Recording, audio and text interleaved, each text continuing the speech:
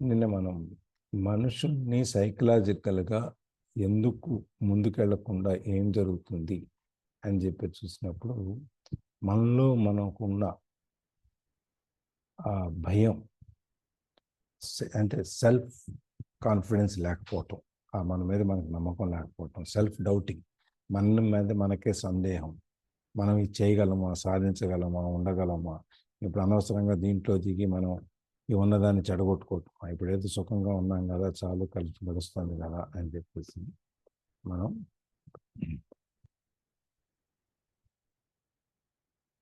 ఆ భయం అనేది మనని వెనకలాగుతుంది. ఆ వెనక లాగటం వల్ల మనం ఏం చేస్తాము, మనకి ఎన్ని తెలివితేటలు ఉన్నా, ఎన్ని రిసోర్సెస్ ఉన్నా, ఎంత పొటెన్షియల్ ఉన్నా, ఎన్ని ఉన్నా కూడా మనం దాన్ని దాచేస్తాం.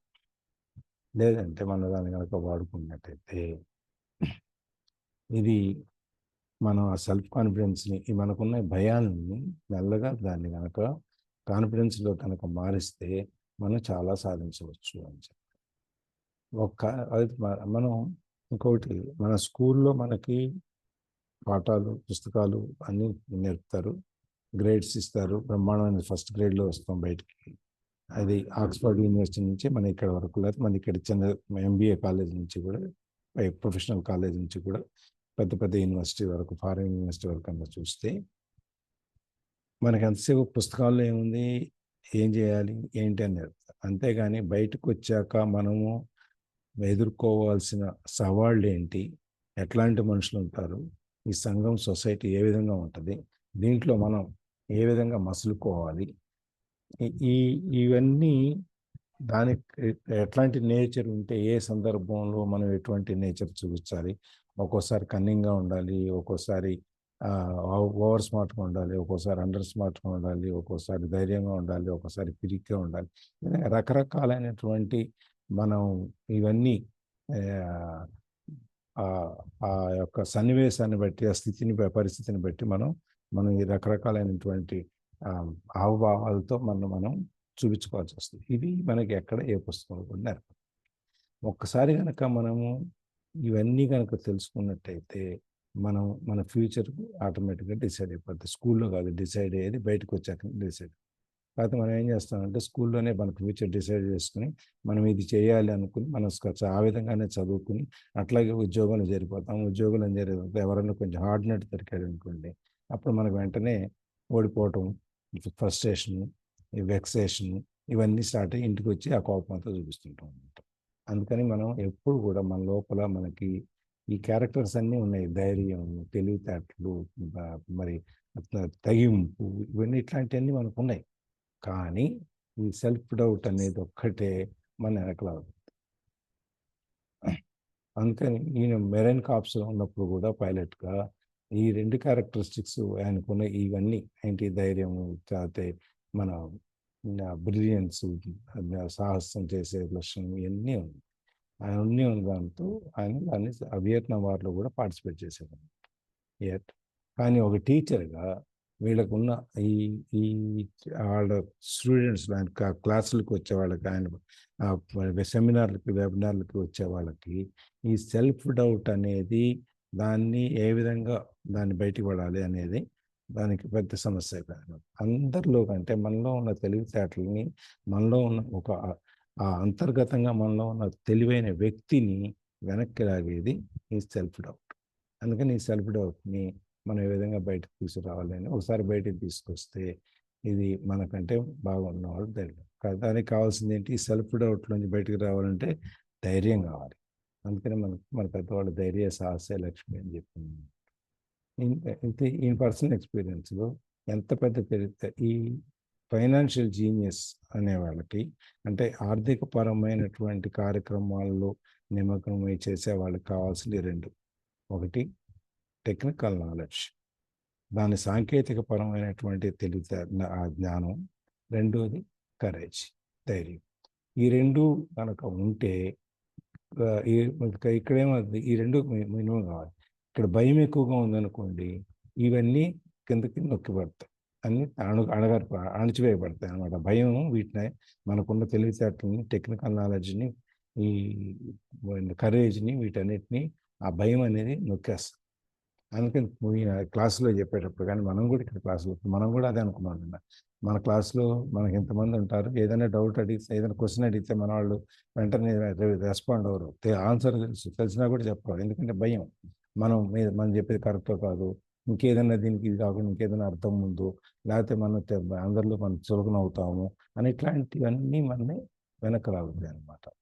సో ఈ రిస్క్ తీసుకోవటం అది ఎట్లా అనేది మనం నేర్చుకోవాలి. ఆ రిస్క్ తీసుకోవటానికి ముందు మనకు ధైర్యం కావాలి, ధైర్యంగా ఉండాలి, రిస్క్ తీసుకోవాలి. తర్వాత మనలో ఉన్న భయాన్ని మనకి అదొక పవర్ కింద, బ్రిలియన్స్ కింద మనం దాన్ని కన్వర్ట్ చేయాలి. అంటే మనకున్న భయాన్ని మనం ధైర్యానికి, తెలివితేటలకి మెల్లగా మార్చుకోవాలి. ఎస్, ఇది నాకు తెలుసు, నేను చెప్పగలను, ఏమైంది, ఏం కాదు అని చెప్పి ధైర్యంగా ఒకసారి రెండుసార్లు చెప్పుకుంటూ వచ్చాం అనుకోండి, మూడోసారి నాలుగోసారి టక్ మనకు వచ్చేస్తుంది అనమాట. అట్లాగే కొంతమంది కొంతమంది ఏం చేస్తారు, ఈ ధైర్యంగా పనిచేసే వాళ్ళు చూస్తుంటే మిగిలిన వాళ్ళు చూస్తూ ఉంటాం, మనం ఆడియన్స్గా మిగిలిపోతాం. గ్రౌండ్లో పరిగెట్టే వాళ్ళు, 100 మీటర్స్ రేస్ చేసేవాళ్ళు, లేకపోతే షటిల్ మనం పివి సింధు లాగానో, లేకపోతే పిటి ఉషా లాగానో, లేకపోతే మల్లేశ్వర్ లాగానో ఇవన్నీ చేస్తుంటారు వాళ్ళందరూ. మనం అందరం చూస్తూ ఉంటాం. ఇప్పుడు కోహ్లీ లాగానో, లేకపోతే ధోని లాగానో, ఇప్పుడు కొత్తగా మా హైదరాబాద్ టీంలో నితిన్ రెడ్డి అని వచ్చాడు, ఆయన లాగానో వీళ్ళందరూ ఆడతారు. మనం ప్రేక్షకుల్లో ఉండిపోతాం. అక్కడ 22 మంది ఆడితే గ్రౌండ్లో క్రికెట్లో దాదాపుగా 90,000 మంది ప్రేక్షకులు.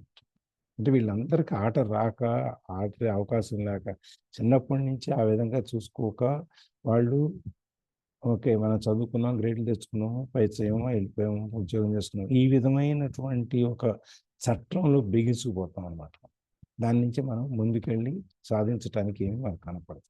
సో కొంతమంది ఏం చేస్తారు, ఇంత చేసిన తర్వాత ఇన్ని చెప్తే అవునండి ఇప్పుడు ఇవన్నీ నేర్చుకుని మేము ఏం చేయాలి, ఈ రిస్క్ ఎందుకు తీసుకోవాలి, నా ఫైనాన్షియల్ ఐక్యూ, నాకున్న ఆర్థికపరమైన తెలివితేటలు పెంచుకోకపోతే ఏమవుతుంది, నేను వీటన్నిటి గురించి, ఎకానమీ గురించి, లేకపోతే ఈ ట్యాక్సేషన్ గురించి, చట్టం గురించి, ఇన్వెస్ట్మెంట్ గురించి, మార్కెట్ కండిషన్స్ గురించి, అకౌంటెన్సీ గురించి ఇవన్నీ నేర్చుకోకపోతే నాకేంటి, ఏం తక్కువ అవుతుంది అంటే ఆయన చెప్పింది ఇవన్నీ నేర్చుకోవటం ఎందుకంటే మీకు ముందుకు వెళ్ళటానికి చాలా అవకాశాలు ఉంటాయి, ఆప్షన్స్ ఉంటాయి, ఇది ఏదని మీరు ఎన్నుకోవటానికి మీకు చాలా ఉంటాయి, అది అందుకని దాన్ని తెలుసుకున్నప్పుడు దానికి ఇంకా మనకి మంచిగా ఉంటుంది, పైకి రావడానికి ఉంటుంది. ఇది ఇక్కడ ఇది చూసినప్పుడు మనకి భవిష్యత్తులో ఈ ప్రపంచంలో మార్పు అనేది సహజం. ఎప్పుడు ఈ మార్పు అనేది రోజు రోజుకి వస్తూనే ఉంటుంది. మార్పుని మార్చడం అనేది కాదు, ఆ మార్పుతో పాటు మనం కూడా మారుతూ ఉండాలి. అలెగ్జాండర్ గ్రాహం బెల్ దగ్గర నుంచి కనుక చూస్తే మనం చాలామంది, అలెగ్జాండర్ గ్రాహం బెల్ తర్వాత బిల్ గేట్స్ తర్వాత ఇంకా చాలామంది, ఎంతమంది చూడండి, మనం రిచ్ పీపుల్ అంత ఇంటర్నేషనల్గా మనకు రిచ్ పీపుల్ కనుక చూస్తే ఇప్పుడు ఇంతకుముందు బిల్ గేట్స్ ఒక్కడే ఉండేవాడు 17-15 ఏళ్ళు. దాని తర్వాత ఎంతమంది మారారు చూడండి. వారన్ బఫెట్ వచ్చాడు, వారన్ బఫెట్ వచ్చిన తర్వాత ఇప్పుడు టెస్లా కార్ ఆయన వచ్చాడు, దాని తర్వాత ఈ మైక్రోసాఫ్ట్, ఒకళ్ళ తర్వాత వాళ్ళ ప్లేస్లు ఎప్పుడు మారిపోతున్నాయి. అట్లాగే గౌతమ్ అదాని థర్డ్ రిచెస్ట్ మ్యాన్గా ఉన్న ఆయన కిందకి వెళ్ళిపోయాడు, కింద నుంచి ఉన్న ఆయన పైకి వచ్చాడు. ఎప్పుడు ఈ మార్పు అనేది కింద మీద ఒడిదుడుకులు అనేది సహజం, ఒడుగులు పెట్టుకోండి ఎప్పుడైనా కూడా. మనకి ఈసీజీ తెలుసు కదా మీకు, ఈసీజీ ఎలక్ట్రోకార్డియోగ్రాఫ్ తెలుసు సార్, తెలుసు కదా. హార్ట్ కి సంబంధించినప్పుడు తీస్తారు అదేనా? యా, దాన్ని తీసినప్పుడు అది ఎట్లా ఉంటుంది, గీతలు ఇట్లా పైకి కిందకి అప్ అండ్ డౌన్ వెళ్తుంటే కదా, అదే స్ట్రైట్ గా ఉండవచ్చు కదా. ఇవేం లేదు, మన శ్వాస ఆగిపోయినట్టు, చలనం లేకుండా ఉన్నట్టు. అందుకని జీవితం కూడా అట్లా ఈసీజీ లాంటిది, పైకి కిందకి కనుక లేకపోతే, ఫ్లాట్గా కనుక ఉంటే మనం బతుకున్న వాళ్ళలో లెక్కలో ఉన్నాం.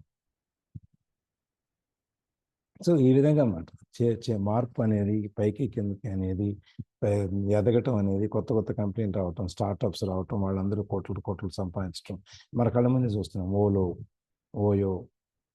Ola cabs, OYO town hotels, తర్వాత ఇప్పుడు దాని తర్వాత ఒకళ్ళు ఓలో వచ్చిన తర్వాత ర్యాపిడ్ అని అదని ఇదని చాలామంది వచ్చేసారు. అట్లాగే కొరియర్ సర్వీసులు, మన స్విగ్గీలు, ఇవన్నీ కొత్త ఆలోచనలు మార్కెట్‌లో అవకాశం ఉంది ఇక్కడ. ఇప్పుడు ఎవరికన్నా మన ఇంటికి ఎవరికన్నా ఏదైనా పంపించాలంటే మనం ఏం చేసేవాళ్ళం? దానికో టైం చూసుకోవాలి, మనిషిని చూసుకోవాలి, లేకపోతే మనం వెళ్ళాలి. మనకున్న పనులన్నిట్లో అదో పని పెట్టుకోవాలి. తీరా వెళ్ళినప్పుడు వాళ్ళు ఉంటారా లేదా అని ఇవన్నీ మనకి ఎతుక్కోవాలి. ఇప్పుడేమైంది? కొరియర్ సర్వీస్ వచ్చిన తర్వాత కొరియర్ ఇదివరకు ఓన్లీ టౌన్ టు టౌను లేకపోతే ఊరికి లెటర్స్ అందించడానికి ఉండేది. ఎవరో స్విగ్గీ లాంటి వాళ్ళు లేకపోతే ఇంకొకళ్ళు కనిపెట్టారు. మనం ఇక్కడి నుంచి అసలు సామాన్లు ఇక్కడి నుంచి అక్కడ తీసుకెళ్ళడానికి తీసుకురావడానికి మనుషులు లేరు, దానికోసం ఎత్తుక్కుంటున్నారు. సో మనం ఇదొకటి ఎందుకు పెట్టకూడదు? వెంటనే ఓకే, నేను ఎవరికైనా ఏదైనా పంపించాలి ఈ ఊళ్ళో, నేను వెళ్ళలేను. ₹100 ఖర్చు పెడితే నేను ఇక్కడి నుంచి నాకు అక్కడికి ఈ పెయింటర్ వెళ్ళిపోయింది. నాకు టైం మిగులుతుంది, నేను వెళ్ళక్కర్లేదు, నేను ఇంకో పని చేసుకోవచ్చు ఆ టైంలో. లేకపోతే వెళ్ళటానికి రావటానికి 2 గంటలు, వెళ్ళిన తర్వాత అక్కడ కూర్చోడానికి 10 నిమిషాలు. ఈ 2 గంటల 10 నిమిషాలు టైం మిగులుతుంది ₹100 ఖర్చు పెడితే. ఈ విధంగా ప్రతి చోట మనకి ఏమేమి అవసరాలు ఉన్నాయో ఫైండ్ ది నీడ్. ఎవరికి ప్రజలకి ఏ అవసరం ఉందో కనుక్కో. Fill the gap. ఆ అవసరాన్ని అక్కడున్న ఖాళీని నువ్వు పూరించు. అందుకని ఎప్పుడు కూడా success is dependent on your innovation. మీరు కనుక్కోండి. అక్కడ ఆల్రెడీ ఉంది అది. ఉన్న దాంట్లో ఏముందో కనుక్కోండి. కనుక్కొని దాన్ని పూరించండి. అది పూర్తి చేస్తే ఆటోమేటిక్‌గా అది మీరు ఆ కొత్తది ఎప్పుడైతే ఇంట్రడ్యూస్ చేస్తామో దాంతో మనకు సక్సెస్ ఎక్కువ ఉంటదనమాట. అది. So, find the need, fill the gap అనేది ఒక పెద్ద బిజినెస్ సూత్రం అది. అట్లాగే దివాలా తీయటాలు, ఉద్యోగాలు, కంపెనీలు మూసేయటాలు, కంపెనీలు చిన్నవి చేసుకోవటాలు ఇవన్నీ ఉన్నాయి.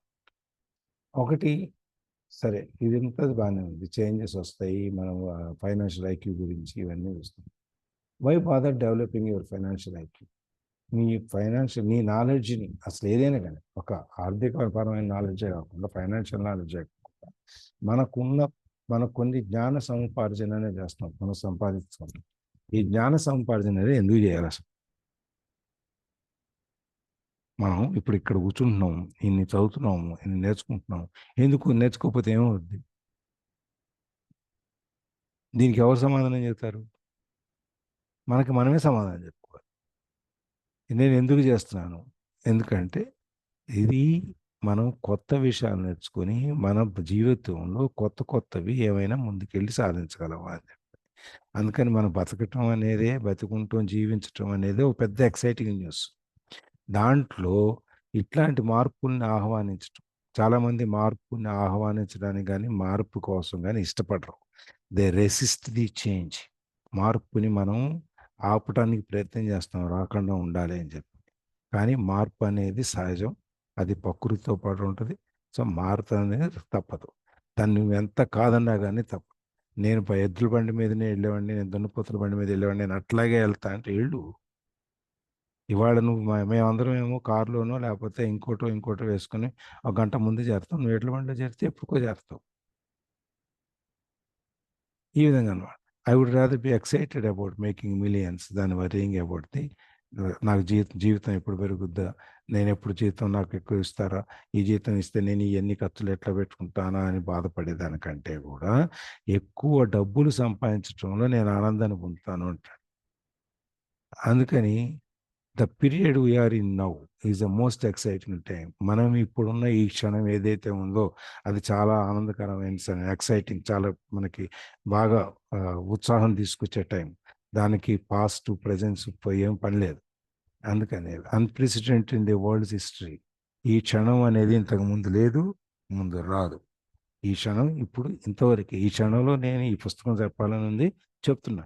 నెక్స్ట్ క్షణానికి వచ్చేటప్పటికి ఈ సబ్జెక్ట్ కాదు, ఈ పారాగ్రాఫ్ కాకుండా ఇంకో పారాగ్రాఫ్ చెప్పొచ్చు. అట్లాగే గతించిన క్షణంలో నేను ఇంకో పారాగ్రాఫ్ గురించి మాట్లాడతాను. అందుకని ఈ క్షణం ఈ క్షణమే. దీన్ని మనం ఆస్వాదించి, దీన్ని మనం ఎక్సైటింగ్ మనం దాన్ని అనుభవించగలగాలనుకుంటాం.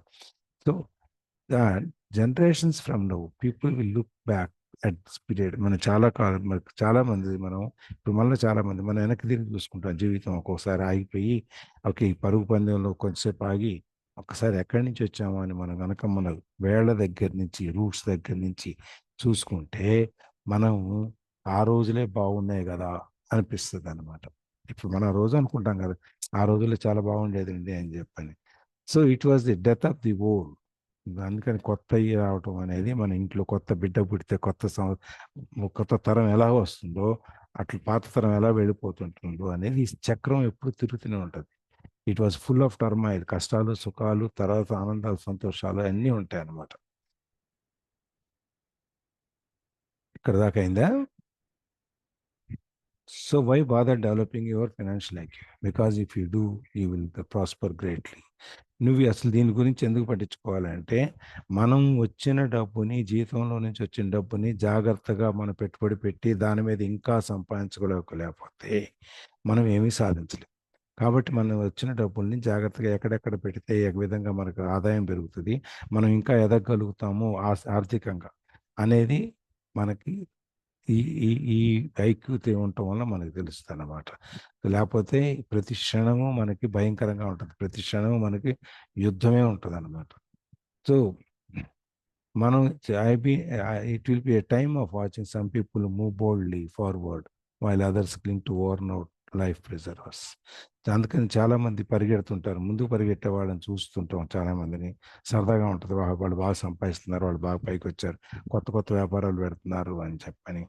అట్లా మనం పాత వాటికి అట్లాగే వేలాడుతూ ఉంటాం. అందుకని మన ఊళ్ళలో చూడండి, ఊళ్ళలో ఇక్కడ ఉన్నాయి ఇవాళ కూడా హైదరాబాద్లో కూడా చూస్తే ఒరిజినల్ ఫ్యామిలీస్ 200 ఏళ్ల కింద 300 ఏళ్ల కింద నుంచి ఈ సిటీలో పేరుకు ఉండిపోయి ఉన్న ఫ్యామిలీస్ ఇవాళ వాళ్ళ పేర్లు వినపడవు. ఇవాళ వాళ్ళ పేర్లు ఎక్కడున్నాయో వినపడవు. ఎందుకంటే కొత్త రక్తం వచ్చింది, కొత్త మిలీనియర్స్ వచ్చారు, కొత్త బిలీనియర్స్ వచ్చారు. వాళ్ళందరూ పెద్దవాళ్ళు అయిపోయారు, వీళ్ళు పక్కకి వెళ్ళిపోయారు. ఎందుకంటే వాళ్ళ పాత వాటిని పట్టుకొని ఉన్నారు. ఈ సందర్భంలోనే నిన్న మనం లాస్ట్ చెప్తాం, 300 సంవత్సరాల కింద మనం ఈ పాతది కనుక వెనక్కి చూసుకుంటే 300 కొన్ని సంవత్సరాల కింద, కొన్ని 100-200 ఏళ్ళ కింద మనకి ల్యాండ్ ఎంత భూమి ఉంటే వాడు అంత ధనికుడు, అంత గొప్పవాడు అని చెప్పి మనకు ఫీలింగ్ ఉండేది. దాని అక్కడి నుంచి అదే పెద్ద వెల్త్ అనమాట. ఆయనకి 100 అరకలు ఉన్నాయండి, 50 అరకలు ఉన్నాయండి, లేకపోతే 100 ఎకరాలు మాగాణి ఉంది, 200 ఎకరాల తోటలు ఉన్నాయి, ఈ విధంగా రకరకాలుగా ఆయనకేంటండి కామందులు వాళ్ళు అని చెప్పి చెప్పుకునేవాడు. దాని తర్వాత ఏమైంది, ఆ మెల్లగా అక్కడి నుంచి ఎప్పుడైతే ఈ పారిశ్రామికీకరణ అనేది మనకు మొదలైందో, ఆ అగ్రికల్చర్ బేస్ నుంచి మనం ఇండస్ట్రీ బేస్కి వచ్చాం, ప్రొడక్షన్ బేస్. అక్కడ ఫ్యాక్టరీస్, ప్రొడక్షన్, ఎన్ని ఫ్యాక్టరీలు ఉంటాయి, ఎంత ఎక్కువ సేల్స్ టర్న్ ఓవర్ చేస్తే వాడంత గొప్పవాడి కింద వెళ్ళిపోయింది. ల్యాండ్ లార్డ్ నుంచి ఫ్యాక్టరీ ఓనర్ దగ్గరికి వచ్చాం. అక్కడి నుంచి ఇప్పుడు మనం ఇన్ఫర్మేషన్ టెక్నాలజీ అనేది మనం చూస్తాం. సమాచార వ్యవస్థ, ఎంత నీ దగ్గర సమాచారం ఉంటే నువ్వు అంత గొప్పవాడు అనమాట. ఇప్పుడు నువ్వు ఫ్యాక్టరీ ఉండక్కర్లేదు, భూములు ఉండక్కర్లేదు, ఏం అక్కర్లేదు, నీ దగ్గర డేటా ఉంది. ఇప్పుడు డేటాబేస్ ఎంత చాలా గొప్పగా పనిచేస్తుంది. అందుకని మనం ఎంత డేటా మన దగ్గర ఉంటే మనకు అంత ఆస్తి ఉన్నట్టు. ఈ డేటా అనేది, ఈ సమాచార వ్యవస్థ అనేది light of speed of light లాగా మన కాంతి ఎంత వేగంగా ప్రవహిస్తుందో అంతకంటే వేగంగా ఈ సమాచార వ్యవస్థ మనకి ఈ ప్రపంచం అంతా దాంట్లో లింక్ అయిపోయింది. అందుకని మనం ఇంత పెద్ద ప్రపంచం చిన్న గ్లోబల్ విలేజ్, మనం ఒక చిన్న పల్లెటూరు లాగా అయిపోయింది అనమాట. మనం ఇక్కడ కూర్చొని ప్రపంచంలో ఏ మూలన్న వ్యక్తిత్వం అయినా నెక్స్ట్ సెకండ్లో మాట్లాడగలుగుతాం. నీకు పొరుగింటి వాళ్ళన్నా మన పక్కింటి వాళ్ళని పిలవచ్చి వాళ్ళు బయటకు వచ్చి మాట్లాడేదానికి టైం పట్టుద్ది కానీ మనకు ఒక బటన్ నొక్కేస్తే మనం ఎక్కడున్న వాళ్ళతో మాట్లాడగలం. అంత ఫాస్ట్గా మనకి ఇవన్నీ పనిచేస్తుంది అనమాట. సో ఈ సమాచార వ్యవస్థకి మిగిలిన వాళ్ళలాగా ల్యాండ్స్కి, ఫ్యాక్టరీస్కి ఉన్నట్టుగా ప్రహరీలు, హద్దులు, రాళ్ళు, అద్దురాళ్ళు ఏమి ఉండవు, ఎక్కడికంటే అక్కడికి వెళ్తుంది. సో దీనివలన చాలామంది అనుకోకుండా చాలామంది లక్షాధికారులు అయిపోయారు, మిగిలిన వాళ్ళని తెలుసుకున్న వాళ్ళని వెనక్కి వెళ్ళిపోయారు. అదే. సో మనం ఈ సమాచార వ్యవస్థతో పాటు మనం కూడా మన యొక్క దీంతో మనం లింక్ అయి ఉంటాం కాబట్టి, ప్రతి క్షణం మనం దీంతో కలిపి ఉంటాం కాబట్టి మనం కూడా నేర్చుకోవాలన్నమాట.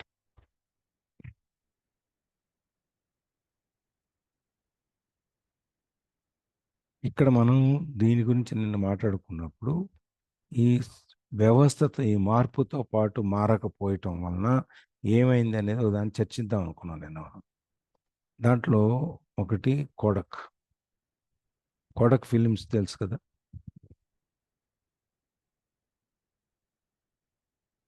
ఈ మన ఫోటోలు తీసుకున్నప్పుడు పాత రోజుల్లో మన ఫోటోల్ని ప్రింట్ చేయడానికి ఒక పేపర్ వచ్చేది. అట్లాగే మన కెమెరాలు వచ్చాయి. తర్వాత ఆ రోజున మనకి రీల్స్ వచ్చాయి కదా, కెమెరా రీల్స్ చూసుంటారు కదా అవి అందరూ, ఐడియా ఉండి ఉంటుంది. కెమెరా రీల్స్ ఉండేది సార్ అప్పుడు. అప్పుడు ఉమ్, కెమెరాకి అప్లోడ్ చేస్తాను, లోడ్ అదే చేస్తుండే లోడ్ చేసిన రౌండ్ తర్వాత ఉంటది. టిక్కు టిక్కు కొడితే దాని మీద వచ్చి దాన్ని మళ్ళీ ఆ, దీని డార్క్ రూమ్ తీసుకెళ్ళి అక్కడ దాన్ని వాష్ చేసి అంటే డెవలప్ చేసి ప్రింట్లు తీసి ఇచ్చేవాళ్ళు మనకి. ఇంత పెద్ద సరంజామం ఉండేది దానికి. ఆ స్థితి నుంచి ఆ కొడక్ వాళ్ళు ఆ తర్వాత వచ్చిన మార్పులు ఏవేవైతే ఈ ఫోటోగ్రఫీలో వాటిలో ఎన్ని మార్పులు వచ్చినాయో ఆ మార్పులను అందిపుచ్చుకోకుండా వాళ్ళు అలాగే మిగిలిపోయారు. చివరికి అంత పెద్ద కంపెనీ మూతపడాల్సి వచ్చింది. ఎందుకంటే మార్పుతో పాటు వాళ్ళు మారకపోవటం వల్ల. అట్లాగే గ్రామ్ఫోన్ రికార్డ్ కంపెనీలు ఉండే హిజ్ మాస్టర్స్ వాయిస్ అని చెప్పి ఒకటి ఉండేది, హెచ్ఎంవి అనేవాళ్ళు. మన నల్ల ప్లేట్లు ఉంటాయి కదా, గ్రామ్ఫోన్ మీద పెట్టి ముళ్ళు పెడితే పాటలు వచ్చాయి పాత రోజులు. అవును సార్, గీతలు ఉంటాయి. ఉమ్, ఆ కింద ఒకటి గీతల్లో అటాచ్ సౌండ్ పెడితే రికార్డ్ పాటలు అయి పడతా ఉంటుంది. ఉంటాయి. అవునవును, మైక్ ఉంటది పక్కన మెతుకు లాంటి మైక్ ఉంటుంది. ఎస్, ఆ మైక్కి పెట్టేవాళ్ళం. అది ఇది పాడతా ఇది తిరుగుతూ ఉంటే దాంట్లో నుంచి ఆ సన్న గీతల్లో సౌండ్ రికార్డ్ అయ్యి ఉండేది అనమాట.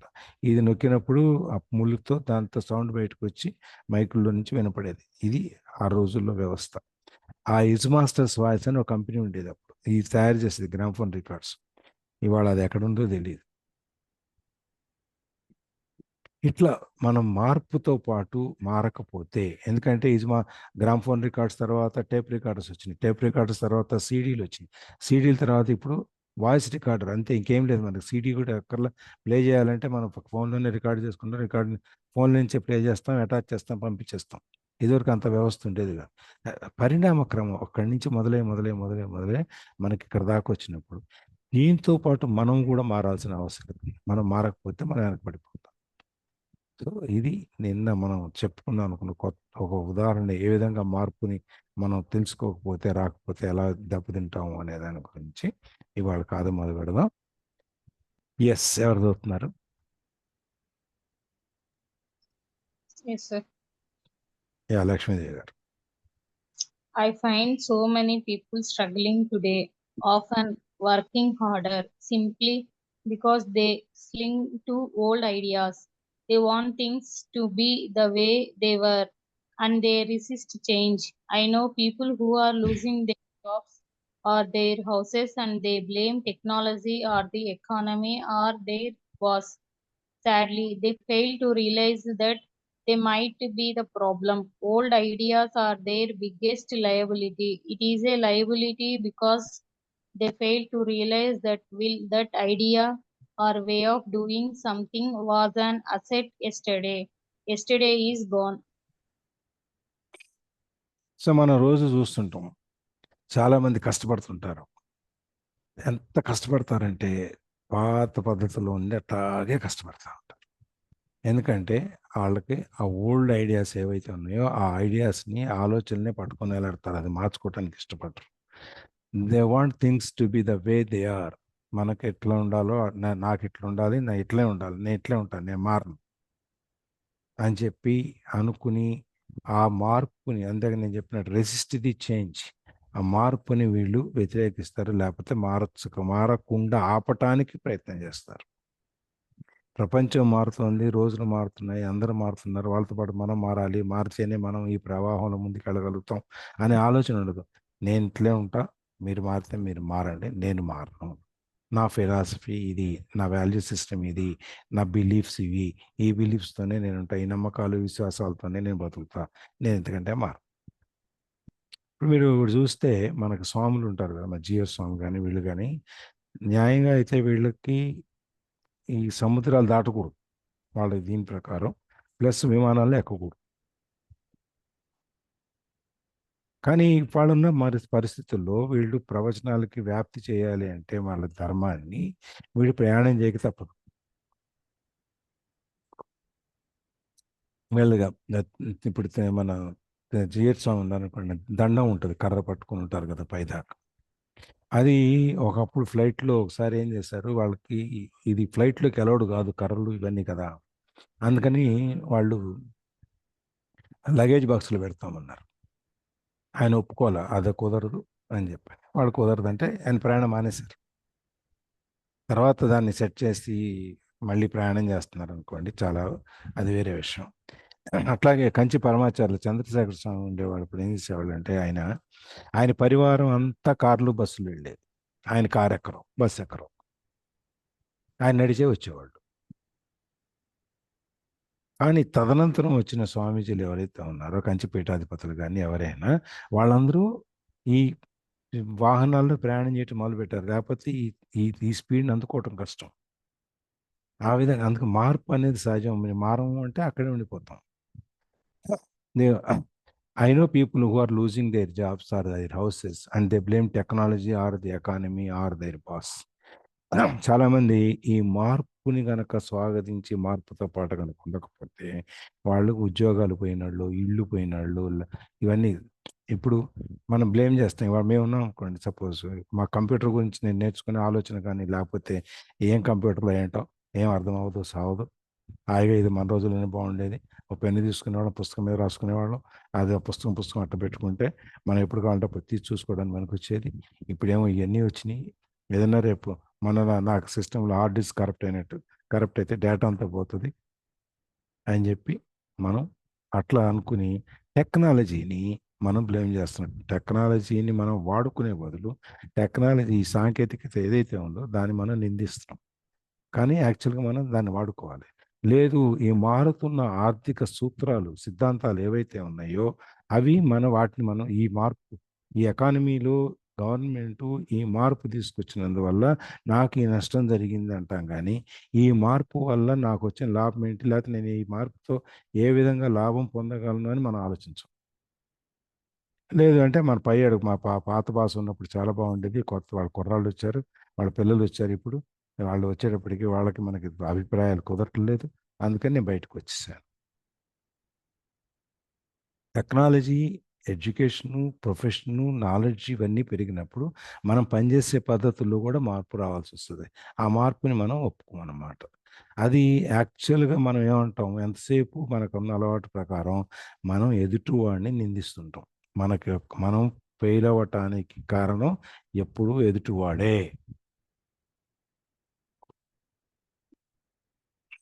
మనం కాదు. అంతేనా? ఎట్లా అవుతుంది సార్? ఎవరి కర్మకి ఎవరు బాధ్యులు, మన కర్మకి మనమే బాధ్యులు. అది వేరే విషయం. కానీ మనం మారకపోవటానికో లేకపోతే మనం ఈ విధంగా ఉండిపోవటానికో పెరగకపోవటానికో ఎప్పుడూ అవతలాడే కారణం. ఆ బాస్ కనుక నేను చెప్పినట్టు వినుంటైతే నేను ఉద్యోగంలో ఉండేవాడిని, నేను అట్లాగే పనిచేసేవాడిని, అనవసరంగా బాస్ వల్ల బయటకు వచ్చేసాను. లేకపోతే ఈ కొత్త ట్యాక్సేషన్ సిస్టమ్ వచ్చింది, ఇది నాకు అర్థం కాలేదు, దీనివల్ల నేను ₹2,00,00,000 ట్యాక్స్ కట్టాల్సి వచ్చింది. ట్యాక్స్ సిస్టమ్ని నిందిస్తాం కానీ నువ్వు ట్యాక్స్లో వచ్చిన మార్పులు ఏంటి అని చూసి దాన్ని నీకు అనుకూలంగా ఎట్లా మలుచుకోవాలి అనే దాన్ని మనం చూడం. మనమే అసలు ఏదైనా కూడా ఏదైనా ఒక సమస్య వచ్చిందంటే దానికి కారణం మనమే, పక్కలు కాదు.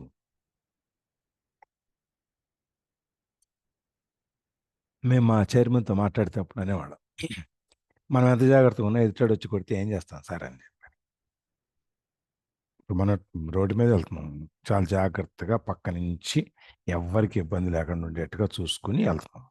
ఇంతలో ఎవడో వచ్చాడు, కొట్టాడు, కింద పడ్డాం, బండి పాడైపోయింది, ఎన్ని వచ్చినాయి. నేను బాగానే ఉన్నాను, నేను నిలబెట్టుకొని ఉన్నాను అక్కడ స్కూటర్ పక్కన, వాడు వచ్చి కొట్టేశాడు. నువ్వు ఎక్కడ నిలబెట్టుకొని ఉన్నావు? అవతలవాడి రోడ్లో అడ్డం ఉన్నావా, ఇక్కడ ఉన్నావా? లేకపోతే నువ్వు నిలబెట్టుకొని ఉన్నప్పుడు స్టాండ్ వేసి ఫుట్పాత్ మీద నిల్చొని మాట్లాడుకోవచ్చు కదా. నువ్వు బండి మీదే కూర్చొని నేను రోడ్డు పక్కన ఉన్నాను, నేను ఎవరికి రోడ్డు పక్కన 3 వెహికల్స్ రావచ్చు, అవతల నుంచి వెహికల్ రావచ్చు, ఇతర నుంచి వెహికల్ వెళ్ళొచ్చు. అవతల వాడుకున్న ట్రాఫిక్ ఇబ్బందిని చూసుకొని ట్రాఫిక్ని నెగోషియేట్ చేస్తూ తెప్పించుకుంటూ వచ్చి నేను కొట్టవచ్చు. అదే నువ్వు బండి పక్కన పెట్టేసి ఫుట్పాత్ మీద నిల్చొని మాట్లాడుకుంటే నీకు దెబ్బలు తగిలేవి కాదుగా. అందుకని ఎప్పుడూ సమస్యకి మనమే సమస్య. అంతేగాని అవతల వాళ్ళు కాదు. మనని మనం మార్చుకో. The oldest ideas are their biggest liability. మనకున్న భారం ఏంటంటే పాత కరడుగట్టిపోయిన ఆలోచనలు. ఈ ఆలోచనల్ని అందుకే మనం ఇన్ని పుస్తకాలు ప్రతి చోట్ల కూడా మనకేం చెప్తున్నారు, మీ మైండ్‌లో పాతవి ఉన్నాయి తీసేయండి. పనికిరాని వాటిని తీసేయండి. మన ఇంట్లో పనికిరాని వస్తువులు, వాడని వస్తువులు, మనకు అడ్డంగా ఉన్న వస్తువులు, ఈ కొత్త వస్తువులు వచ్చినప్పుడు పెట్టుకోవడానికి అవకాశం లేనప్పుడు ఇవన్నీ తీసి ఎలా పక్కకు పడేస్తాము. బయట పడేయటం, కాలితే పక్కకు పడేయటం, లేకపోతే ఇవన్నీ తీసి ఒక మూల కట్టకట్టేసి పైన అటక మీద పడేయటం చేస్తాం కదా! ఆ విధంగా పాత ఆలోచనలు, పాత పద్ధతులు పక్కకు పెట్టండి. ఇవాళ కూడా నేను కట్టెల పొయ్యే పెట్టుకుంటాను, ఊక పొయ్యి పెట్టుకొని నేను దాని మీదనే వండుతాను అనే అవకాశం లేదు ఇవాళ. మీరు వండుదాం అనుకున్న ఊక దొరికినా, ఊక పొయ్యి దొరికినా, అన్నీ దొరికినా కూడా మీరు పెట్టుకొని వండే అవకాశం ఎక్కడుంది? మనకన్నీ మారిపోయింది. గ్యాస్ వచ్చింది, తర్వాత కుక్కర్లు వచ్చినాయి, ఇప్పుడు ఎలక్ట్రిక్ కుక్కర్లు వేరే వచ్చినాయి. ఎప్పుడు వేడిగా ఉంచేదానికి మాదిరిగా ఇట్లా. So, they fail to understand. It is liability simply because they fail to realize that while that idea or way of doing something was an asset yesterday. మనం ఇక్కడ మర్చిపోయేదో అర్థం చేసుకునే విషయం ఏంటంటే, మనం పనిచేసే విధానం ఏదైతే ఉందో అది ఒకప్పుడు గొప్ప విధానమే. ఒకప్పుడు గొప్ప ఆస్తి అది. కాకపోతే అది నిన్న అనేది వెళ్ళిపోయింది. ఇవాళ కొత్తదొచ్చింది. రేపు మళ్ళీ ఇంకో కొత్త రోజొస్తది. సో, ఇవన్నీ కొత్త రోజుల్లోకి వెళ్ళేటప్పుడు కొత్త ఆలోచనలతో, కొత్త దీంట్లో మనం ముందుకెళ్ళాలనమాట. నేను ఒక వీడియోలో చూస్తా ఉన్నా. ఒకప్పుడు ఇప్పుడు మళ్ళీ వస్తోందనుకుంటా టెక్నాలజీ. మనకి పార్కింగ్‌లో ప్యారలల్ పార్కింగ్ అంటే ముందు వెనక వెహికల్ ఉంటది. మధ్యలో మన వెహికల్ పెట్టే ఖాళీ ఉంటది కానీ, మనం రివర్స్ చేసుకొని ముందుకెళ్ళి మన కార్‌ని దాంట్లోకి దూర్చే అవకాశం మనకుండదు. అందుకని ఇదివరకు రోజుల్లో, పాత రోజుల్లో ఏముండేదంటే, ఆ వెనక కారు వెనకాల ఒక వీల్ ఉండేది. ఆ వీల్‌ని కిందకి దింపి, ఈ ఆ వీల్ బేసిస్ మీద ఈ కార్‌ను మొత్తం పక్క జరిపేవాళ్ళనమాట. అప్పుడుండేది. అది తర్వాత ఎందుకు డిస్కంటిన్యూ అయిందో తెలీదు. మళ్ళీ ఈ మధ్య కొత్తగా వీడియోలో చూస్తా ఉన్నా ఈ టెక్నాలజీని మళ్ళీ నేను. మన కార్‌ని ఇక్కడి నుంచి ఈ విధంగా పక్కకు జరపడానికి కుదరదు. ఈ విధంగా వెనక్కెళ్ళి ముందుకు రావటం, ముందు నుంచి వెనక్కి రావడం చేయాల్సొస్తుంది. కానీ ఇప్పుడు ఆ వెనక వీల్‌ని పెట్టి, ఒక చిన్న వీల్‌ని పెట్టి, ఆ వీల్ ఇట్లా తిరిగిపోద్ది. తిరిగి కార్‌ని ఇలా తీసుకెళ్ళిపోద్ది పక్కకి. టెక్నాలజీ మారుతా ఉంటది. ఆ విధంగా మనం కూడా మారాల. మారకపోతే నిన్నటి దాంట్లోనే ఉంటే అది నిన్న అనేది గడిచిపోయింది కాబట్టి మనం గతంలోనే ఉండిపోతాం. యాహ్! లక్ష్మీదేవి గారు. One afternoon, I was teaching how to invest using a board game. I had invested cash flow I had as a invented. invented. I had invented cash flow as a teaching tool. A friend had brought someone along to attend the class. This friend of a friend was recently divorced, had been badly burned in the divorce settlement, and was now searching for some answers. Her friend thought the class might help.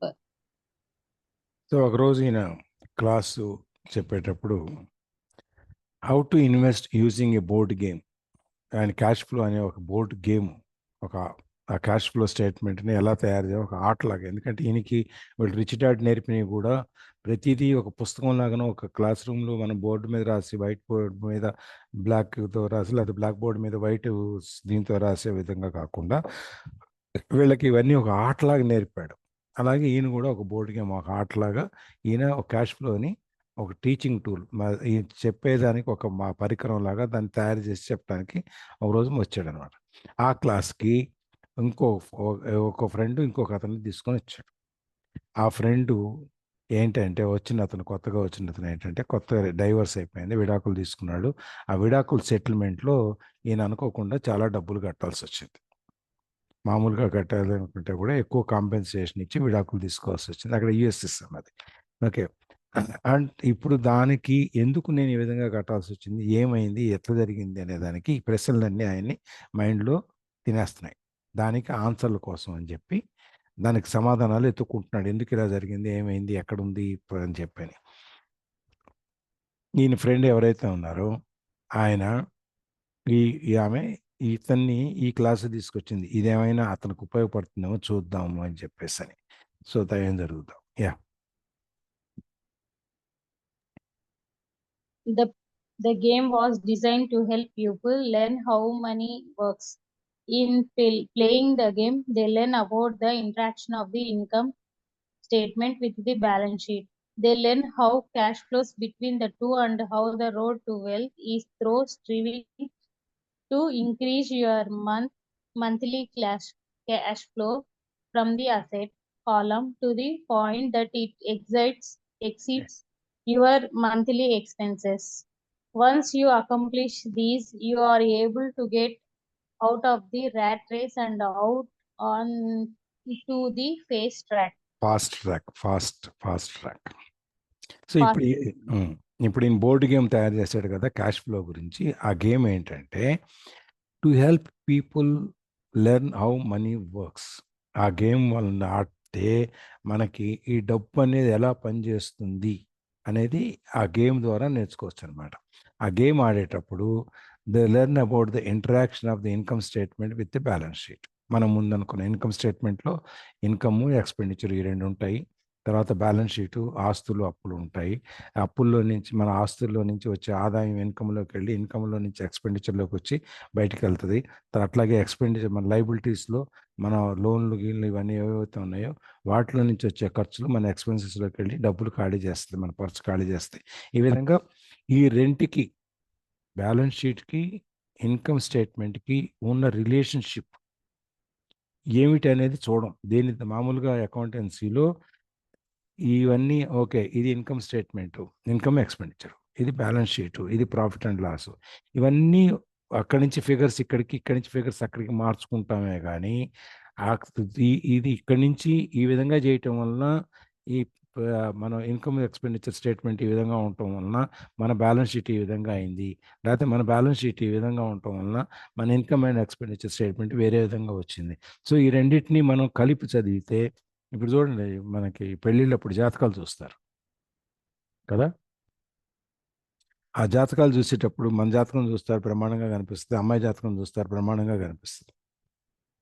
బ్రహ్మాండమైన జాతకాలు అండి రెండు, అస్సలు దీంట్లో టోకా లేదండి. ఈ రెండు జాతకాలు కలిపితే ఎలా ఉంటుందని చూడరు.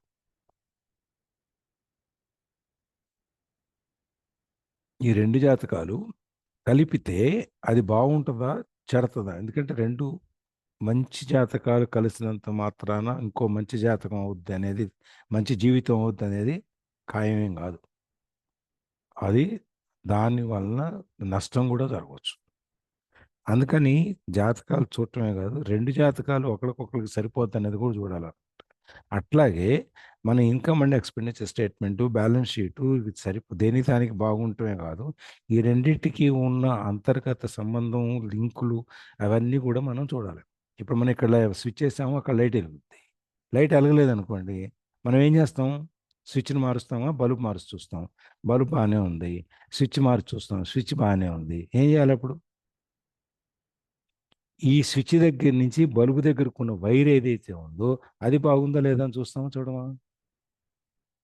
చూస్తాం కదా. అట్లాగే ఈ income and expenditure statement, balance షీట్లు ఇట్లాంటివి ఏవైతే ఉన్నాయో వీటికి అంతర్గతంగా ఉన్న లింకులు ఏవైతే ఉన్నాయో అవి కూడా మనం చూడాల్సి వస్తుంది అనమాట. ఈ గేమ్ అది నేర్పుతుంది. అందుకని they learn how cash flows between the two and how the road to wealth is through striving to increase your monthly cash flow from the asset column. ఇది చూడటం వలన మన క్యాష్ ఫ్లో, మనకు వచ్చే డబ్బులు వచ్చేది పోయేది అనేది ఎలా జరుగుతుంది అనేది, ఈ రెండింటి మధ్యలో ఉన్న సంబంధం ఏంటి, మనం ఈ డబ్బు సంపాదించడానికి, ఆస్తిపరులు స్థితిమంతులు అవటానికి మనకున్న ఈ రోడ్డు మీద మనకున్న బాట ఏదైతే ఉందో దాని మీద మనం ఎట్లా కష్టపడుతున్నాము, మన మంత్లీ క్యాష్ ఫ్లో ఏ విధంగా పెంచుకోవాలి, అసెట్ కాలంలో నుంచి మనం ఏ విధంగా మనం డబ్బులు తీసుకురావాలి. మనకి అసెట్ అంటే డబ్బులు సంపాదించి పెట్టేదే మనకి అసెట్. ఊరికే పడి ఉండి ఏ ఆదాయం లేకుండా ఆస్తులు చూపించుకోవడం అనేది మన ఈ బుక్ ప్రకారం మనకి అసెట్ కాదు. మనం ఏ ఆస్తి అయినా సరే దాని మీద సంపాదన వస్తేనే అది ఆస్తి. సో దీని మీద వచ్చే, ఈ ఆస్తుల మీద వచ్చే సంపాదన ఏంటి, ఆ సంపాదన మన ఖర్చులకు మీట్ అవుతుందా లేదా, లేదు ఇంకా మిగిలిందా, మిగిలితే మనం బాగా సంపాదించాలి. ఎప్పుడైతే మన ఖర్చుల్ని మనం మీట్ అవుతూ మన ఖర్చులకు సరిపడా సంపాదిస్తూ ఇంకా మిగులుస్తామో, అప్పుడు ఎప్పుడైతే దీన్ని గనక మనం సాధించగలుగుతామో, అంటే మన ఆదాయం మన ఖర్చుల కంటే ఎక్కువ ఎప్పుడైతే ఉంటుందో, అప్పుడు మనం ఈ ర్యాట్ రేస్ ఏదైతే ఉందో, సామాన్య జనంతో పాటు ఉరుకులు పరుగులు ఏదైతే ఉందో, దాంట్లో నుంచి పక్కకి వెళ్ళిపోతాం, ఫాస్ట్ ట్రాక్లోకి వెళ్ళిపోతాం, ఎక్కువ స్పీడ్గా వెళ్ళిపోతాం. ఇక దాంట్లో ఈ ఈ వీళ్ళలో ఉండం మనం. ఇప్పుడు మీరు హైవేలు చూసారనుకోండి, 4 లేన్ రోడ్లు ఇవన్నీ ఉంటాయి కదా.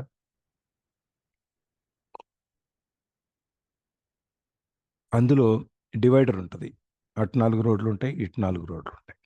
డివైడర్ పక్కన ఉండేది ఫాస్ట్ లేన్, దాని తర్వాత ఉండేది సెకండ్ లేన్, దాని తర్వాత స్లో లేను చివరిలో ఎక్కడ ఉంటుంది. మన వాళ్ళు స్లోగా వెళ్ళే వెహికల్స్ అన్నీ మన రైట్ సైడ్కి ఆ డివైడర్ దగ్గర నడుపుతాము, ఫాస్ట్గా వెళ్ళే వెహికల్స్ అన్నీ లెఫ్ట్ నుంచి వెళ్ళిపోతాం. కానీ యాక్చువల్గా రూల్ ఏంటంటే, ఫాస్ట్ ట్రాక్ అనేది ఈ ఫాస్ట్గా వెళ్ళే వెహికల్స్ అన్నిటికీ ఇక్కడ ఉంటుంది. అందుకని ఇప్పుడు మాకు అవుటర్ రింగ్ రోడ్ ఇవన్నీ ఉంటే వాడు అక్కడ ఇస్తాడు, 120 కిలోమీటర్స్కి ఈ ఈ ఈ లేన్లో నుంచి వెళ్ళాలి, 100 కిలోమీటర్స్కి ఇది, 80 కిలోమీటర్స్, ఎందుకంటే తక్కువ వెళ్ళడానికి వెళ్ళేది ఆ రోడ్డు మీద. అవుటర్ రింగ్ రోడ్లో 80 కంటే తక్కువ వెళ్ళడానికి వెళ్ళేది, లేకపోతే ఆపు కూర్చో పక్కన, అది కూడా దానికి ఒక బే ఉంటుంది, అక్కడే ఆపుకోవాలని, ఎక్కడ పడితే అక్కడ ఆపడానికి వెళ్ళేది. ఈ విధంగా ఆ ఫాస్ట్ ట్రాక్ మనం మామూలు సామాన్య జనం నుంచి 60 స్పీడ్లో నుంచి 80 స్పీడ్లో వెళ్ళలోకి వస్తాం, 80 నుంచి 100 స్పీడ్లో వెళ్ళలోకి వెళ్తాం, అక్కడి నుంచి 120 స్పీడ్లో వెళ్ళలోకి వెళ్ళా ఫాస్ట్ ట్రాక్లోకి వెళ్ళిపోతాం అనమాట. ఎప్పుడైతే మనం మన ఆదాయం మన ఖర్చుని దాటి ఎక్కువ ఉంటుందో, అప్పుడు మనం ఈ స్పీడ్ లేన్స్ కూడా మారిపోతాయి దాంతోపాటు. Okay, yeah.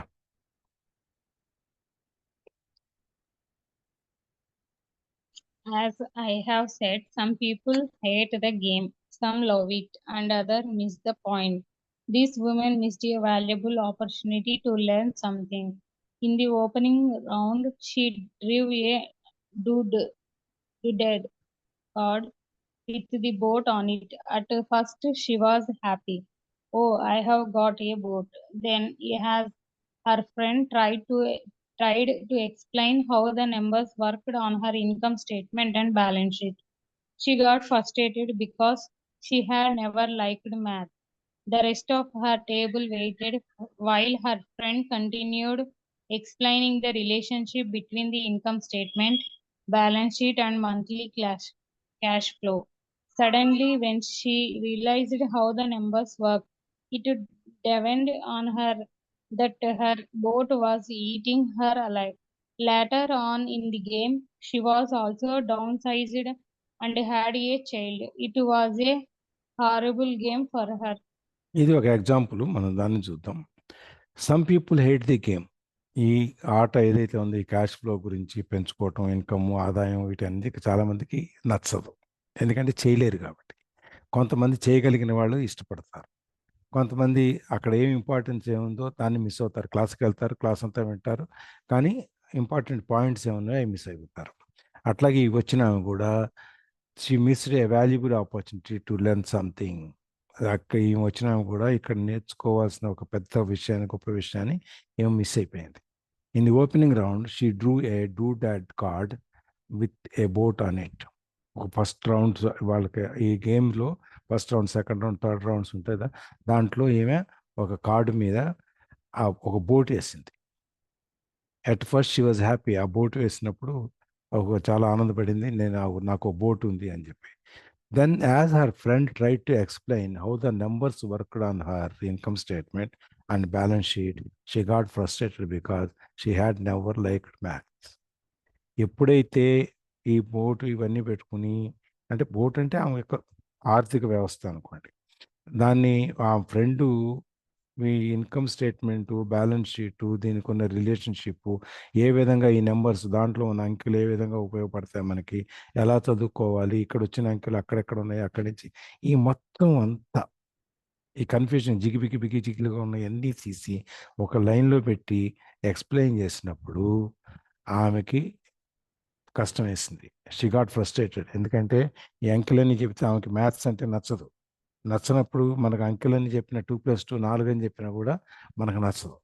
అందుకని కానీ The rest of her table waited while her friend continued explaining the relationship between the income statement, balance sheet, and monthly cash flow. ఒక టేబుల్లో ఇట్లా ఇక్కడ ఈ ట్రైనింగ్స్లో ఎట్లా ఉంటుందంటే జనరల్గా గ్రూప్స్ చేస్తారు. ఒక 30 మంది ఉన్నారనుకోండి, 6 మందిని పెట్టి ఒక గ్రూప్ చేస్తారు. 5 గ్రూపులు ఉంటాయి. ఆ గ్రూప్‌కి ఒక్కొక్క టార్గెట్ ఇస్తారు. ఆ టార్గెట్ ఇచ్చినప్పుడు ఆ గ్రూప్ అంతా కలిసి ఆ టార్గెట్ చేయాలి. అట్లాగే 5 గ్రూపులు చేయాలి. 5 గ్రూపులు ఎవరెవరు బాగా చేశారు, ఎట్లా చేశారు, ఎవరి రిజల్ట్స్ వచ్చింది అనేది దాంట్లో చూస్తారనమాట. ఈమెకి ఈ ఈళ్ళ గ్రూప్‌లో ఎప్పుడైతే ఈమె ఎక్స్‌ప్లెయిన్ చేయటం మొదలుపెట్టిందో వాళ్ళ ఫ్రెండు, ఈమె ఫ్రస్ట్రేట్ అయిపోయింది. చికాకు పుట్టింది. మ్యాథ్స్ ఏంటి, గోల ఏంటి అని చెప్పని. అప్పుడు ఈ మిగిలిన వాళ్ళని వెయిట్ చేయించి కూడా వీళ్ళ ఫ్రెండు ఎక్స్ప్లెయిన్ చేయటం మొదలుపెట్టింది. ఇవి income statement, balance sheet, monthly cash flow, వీటికి ఉన్న సంబంధం ఏంటి, ఇవి ఎందుకు ఒకదాని నుంచి ఒకటి మనకి ముఖ్య ఇంపార్టెంటు, దాన్ని మనం ఏ విధంగా నేర్చుకోవాలి, ఏదైనా నేర్చుకున్నందువల్ల ఏం జరుగుద్ది, మనకు అన్ని ఇవన్నీ ఒక్కొక్కటి ఎక్స్ప్లెయిన్ చేయటం మొదలుపెట్టింది. మిగిలిన వాళ్ళందరూ పాపం అట్లాగే ఉంచి, ఎందుకంటే గ్రూప్‌లో ఏ ఒక్కళ్ళు ఫెయిల్ అయినా లింక్ అంతా పోతుంది. అందుకని ఒకసారి ఆ జ్ఞానోదయం అనేది అయితే అప్పుడు మిగిలిన అందరి గ్రూప్ కూడా స్ట్రాంగ్ అవుద్ది. అందుకని మనం ఎప్పుడు ఏదైనా ఒక వీక్ లింక్ ఉందంటే, కొంచెం బలహీనమైనటువంటి ఒక లింక్ ఉందంటే దాన్ని మనం స్ట్రెంగ్తెన్ చేయటానికి ఉపయోగించాలి. కష్టపడాలి. ఆ లింక్‌ని తీసేస్తే మళ్ళీ ఆ లింక్‌ని తీసేస్తే మిగిలిన లింక్ అంతా చైన్ అంతా కలపడం కష్టం. అందుకని ఉన్న లింక్‌ని మనం బలహీనపరచకుండా బలంగా తయారు చేసి, స్ట్రాంగ్‌గా చేసి లింక్ అంతా పనిచేసేటట్టుగా చూసుకోవాలనమాట. ఒక చైన్ ఉందనుకోండి రౌండ్‌గా ఇట్లా. ఆ చైన్‌లో లింక్స్ ఉంటాయి మనకి.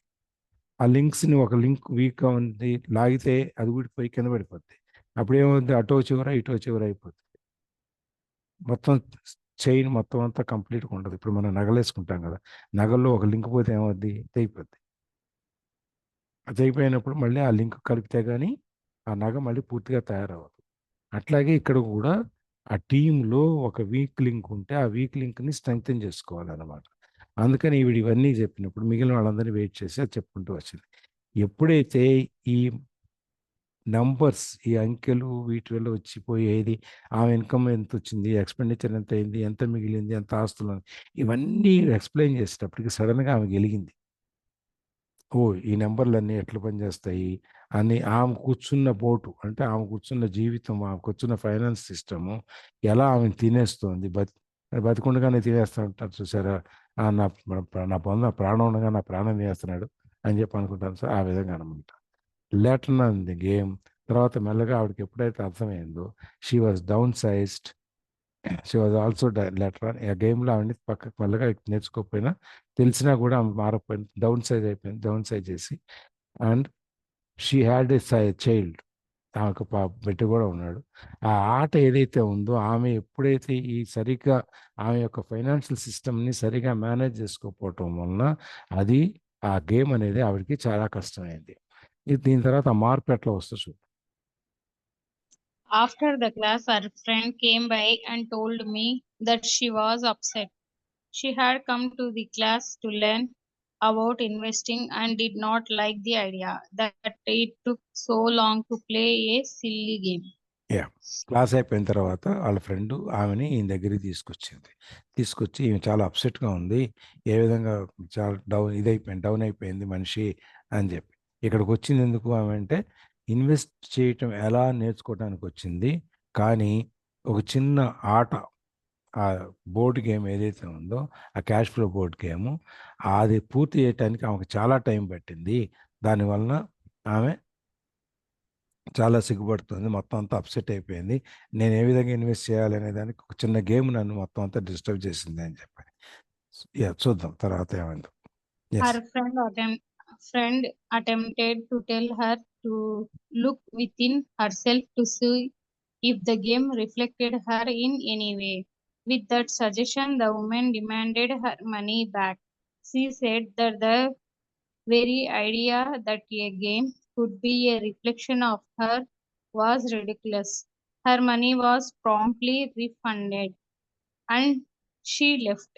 హ్మ్. ఇప్పుడు మనం వీళ్ళు మారాలి అనుకునే వాళ్ళు మారకపోకుండా వాళ్ళ పాత ఆలోచనలు వెళ్ళిపోయి ఉండే వాళ్ళతో ఉండే సమస్య అనమాట ఇది.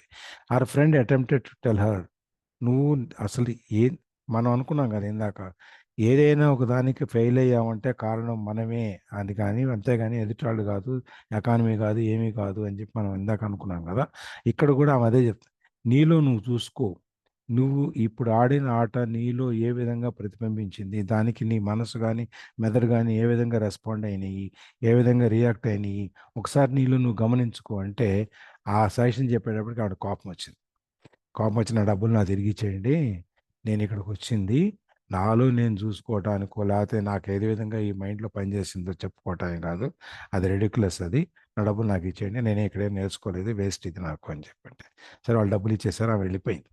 ఇది అంటే మనలో మనం మార్పుని కోరుకోవటము, లేకపోతే మనలో మనం చూసుకొని మనం మార్చుకోకపోవటం వల్ల మనం అలాగే మిగిలిపోతాము, మనం మారము అని చెప్పనమాట.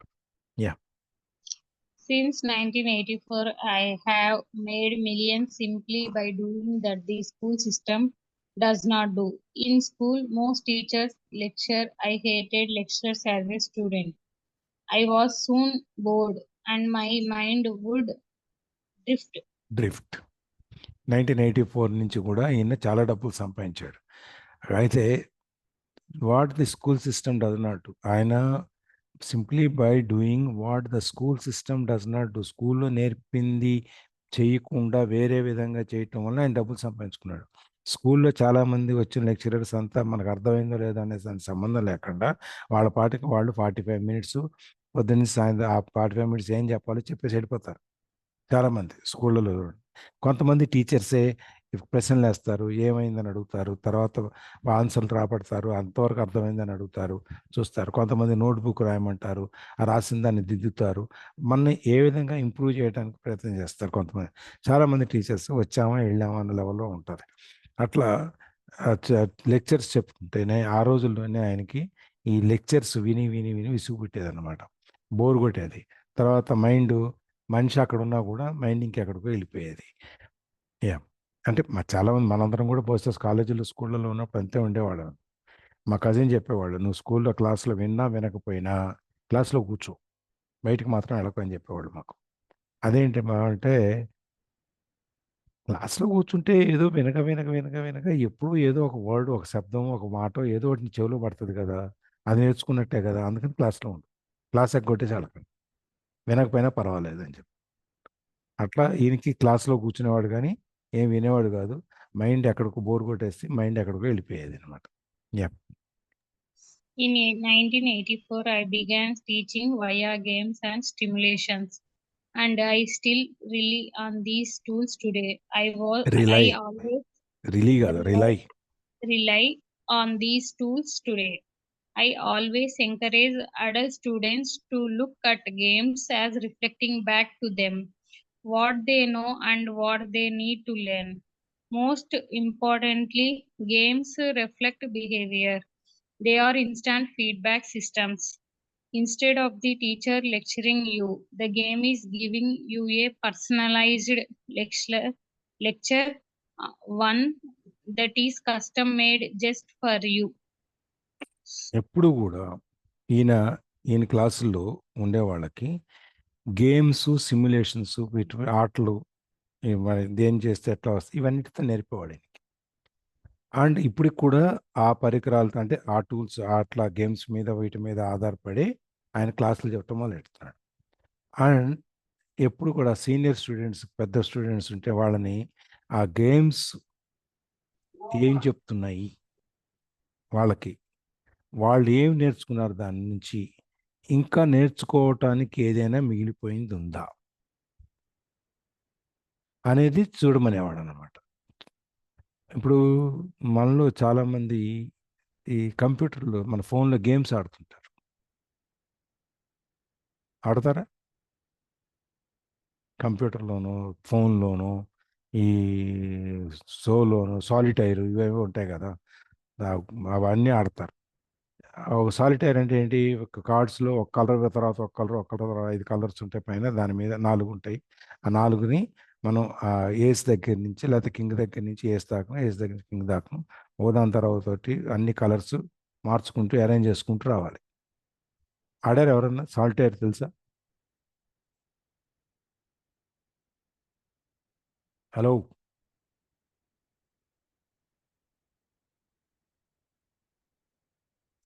హలో. ఆడలేదు కానీ బాబా ఆడుతుంటే చూసాను సార్. తెలుసు కదా అట్లా ఉంటుందని. మనం ఇదేముంది పేర్చటం అని చెప్పి టక్ టక్ టక్ పేర్చుకుంటూ వెళ్తాం, అది అవటం అవ్వదు, చివరికి ఆగిపోద్ది అక్కడ. మళ్ళీ మొదలు పెడతాం అదే గేమ్, మళ్ళీ ఆడే పద్ధతిని మారుస్తాం, మళ్ళీ అవ్వదు, మళ్ళీ ఆడతాం రీప్లే, ఎక్కడో మళ్ళీ ఇది ఇట్లా ఇది ఇట్లా ఇది ఇట్లా పచ్చ మళ్ళీ మార్చుకుంటూ వస్తే ఆ గేమ్ అవుతుంది.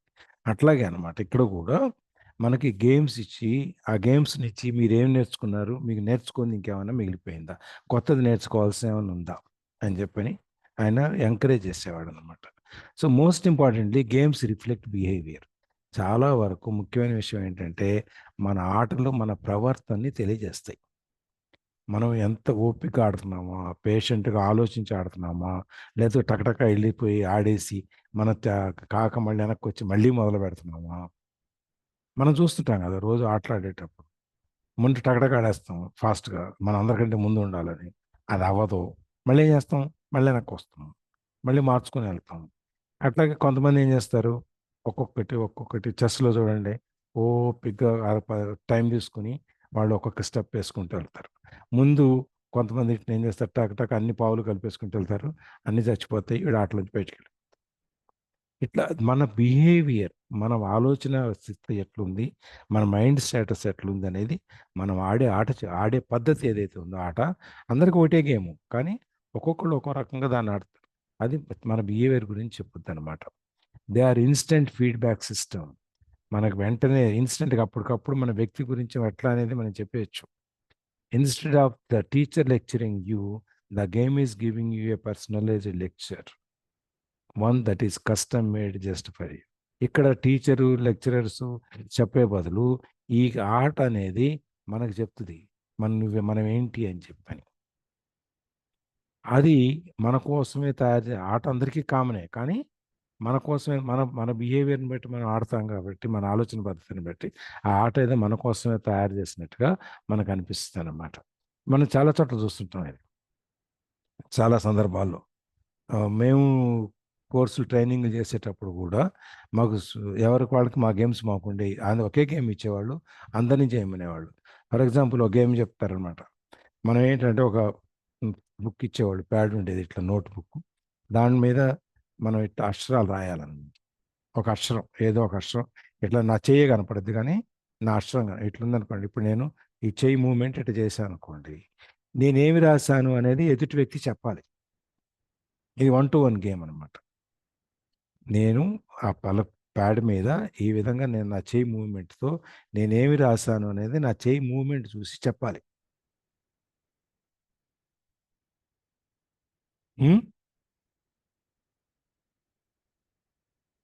చెప్పగలుగుతారా?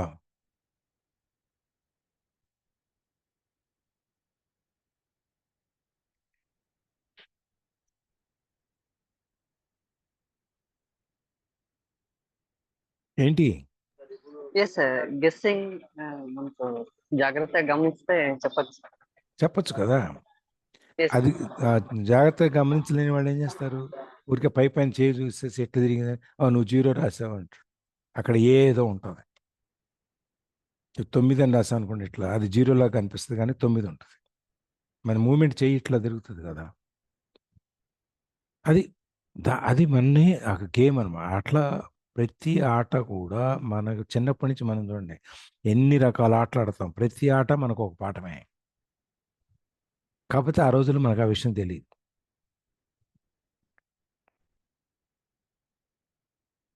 ఆ రోజుల్లో మనం బ్లైండ్గా ఆడేసాం, అయిపోయింది.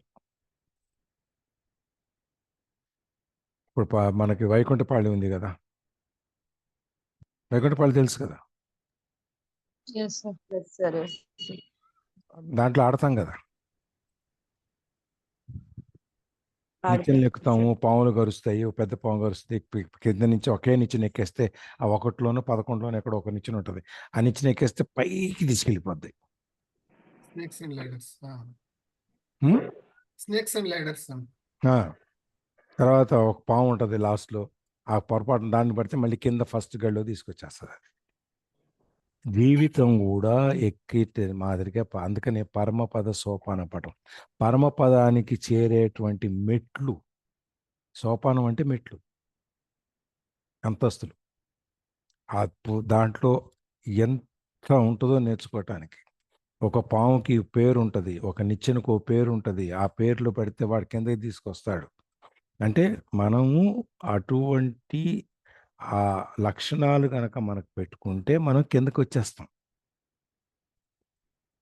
వైకుంఠపాళిని మీరు ఒకసారి ఓపెన్ చేసి చూసి ఒక్కొక్క దాన్ని ఒకసారి అబ్జర్వ్ చేయండి.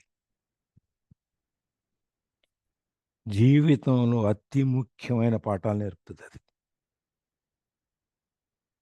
ఆడారు కదా అందరూ, వైకుంఠపాళి ఆడే ఉంటారు. ఆడని వాళ్ళు ఎవరు ఉంటారు నాకు తెలిసి. ఆడాం సార్. పాములకి పేర్లు ఉంటాయి కదా. వెళ్తే ఫాస్ట్ గా వెళ్ళిపోతాము, వెళ్ళిపోయి లాస్ట్లో లేదంటే పెద్ద పాము పడిపోతాం. గరుస్తుంది, కిందకు వచ్చేస్తాం. అవును. అదృష్టం బాగుంటే ఆ దాటి వెళ్ళిపోతే చిన్న నిచ్చెన ఉంటుంది, దాంట్లో పైకి వెళ్ళిపోతాం. ఇక కిందకు వచ్చే పని లేదంటే ఆ దైవ సాన్నిధ్యానికి వైకుంఠానికి చేరిపోతాం. కిందకు రాం. ఆ వైకుంఠానికి చేరే ముందు ఇన్ని ఉంటాయి. ఆ పాములను తప్పించుకోవటం అంటే ఆ పాములకు పేరు ఉంటుంది కదా, అహంకారము ఏదేవో ఉంటాయి దాని పేర్లని. అవి అన్నీ మనం తప్పించుకుని, అవన్నీ వదిలేసుకుని, అవన్నీ తప్పించుకుని మెల్లగా నిచ్చెనలు ఎక్కి, మంచితనం అనే నిచ్చెన ఏదో పేర్లు ఉంటాయి కదా, అవన్నీ ఎక్కి పైకి వచ్చి మనం ఆ జీవిత సాఫల్యం ఏదైతే ఉందో దానికి చేరుకోవటమే. అందుకనే అది వైకుంఠపాళి, వైకుంఠానికి వెళ్ళే ఆట. పరమపద సోపాన పటం దాని పేరు. దాని మీద పైన దేవుళ్ళ బొమ్మలు, దేవతలు అన్నీ ఉంటాయి. ఆ మధ్యలో విష్ణు ఉంటాడు. తర్వాత ఇవన్నీ చుట్టూ దేవతలు ఉంటారు. ఒక్కొక్కటి వేసుకుంటూ ఆ సెంటర్లోకి చేరుతాం. లాస్ట్లోకి వచ్చినప్పుడు మన గవలేసినప్పుడు కన్నుబడాలి. అది కన్నుబడదు. ఆ కన్నుబడితే కానీ ఆ విష్ణు సాన్నిధ్యానికి చేరం. ఎప్పుడు వేగ ఎప్పుడో పడుద్ది. ఈ లోపల మిగిలిన వాళ్ళందరూ వేసేస్తారు, వాళ్ళు వెళ్ళిపోతారు. అది గేమ్లో ప్రతి ఆట, ప్రతి స్త్రీ మనకు ఒక పాఠం. గోళీలు ఆడుకునేవాళ్ళం కదా. మీకు సైన్స్ మధ్యలో గోళీలన్నీ పెట్టి చుట్టూ ఒక గీత గీసి పెట్టి గోళీలు కొట్టాలి. బచ్చాలి నేను రాళ్ళన్నీ ఒకదాని మీద ఒకటి పేర్చి దీంతో కొట్టినప్పుడు ఆ రాళ్ళు ఆ సర్కిల్ దాటి బయటకు వచ్చిన రాయి మంది. లేకపోతే రెండోసారి మళ్ళీ దాన్ని కొట్టి మళ్ళీ దాన్ని బయటకు తీసుకోవాలన్నమాట. ఎయిమింగ్, మనం దేన్ని మనం లక్ష్యంగా చేసుకొని మనం సూటిగా దేన్ని కొట్టగలుగుతున్నాం.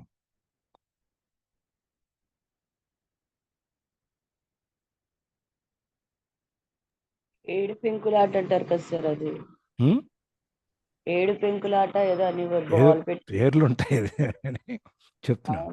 చిన్నప్పుడు ఆడేవాళ్ళు. అవన్నీ ఆడినప్పుడు అప్పుడు ఆటకని తెలుసు, కానీ దానివల్ల ఇంత ప్రయోజనం ఉందని మనకు అప్పుడు తెలియదు. అవును sir.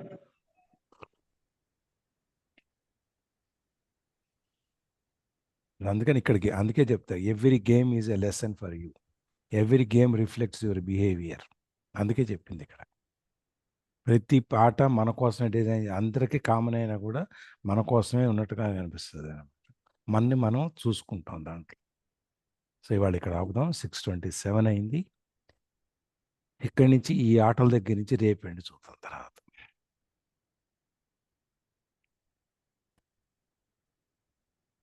Hi sir, good morning sir. Very good morning sir. Good morning sir.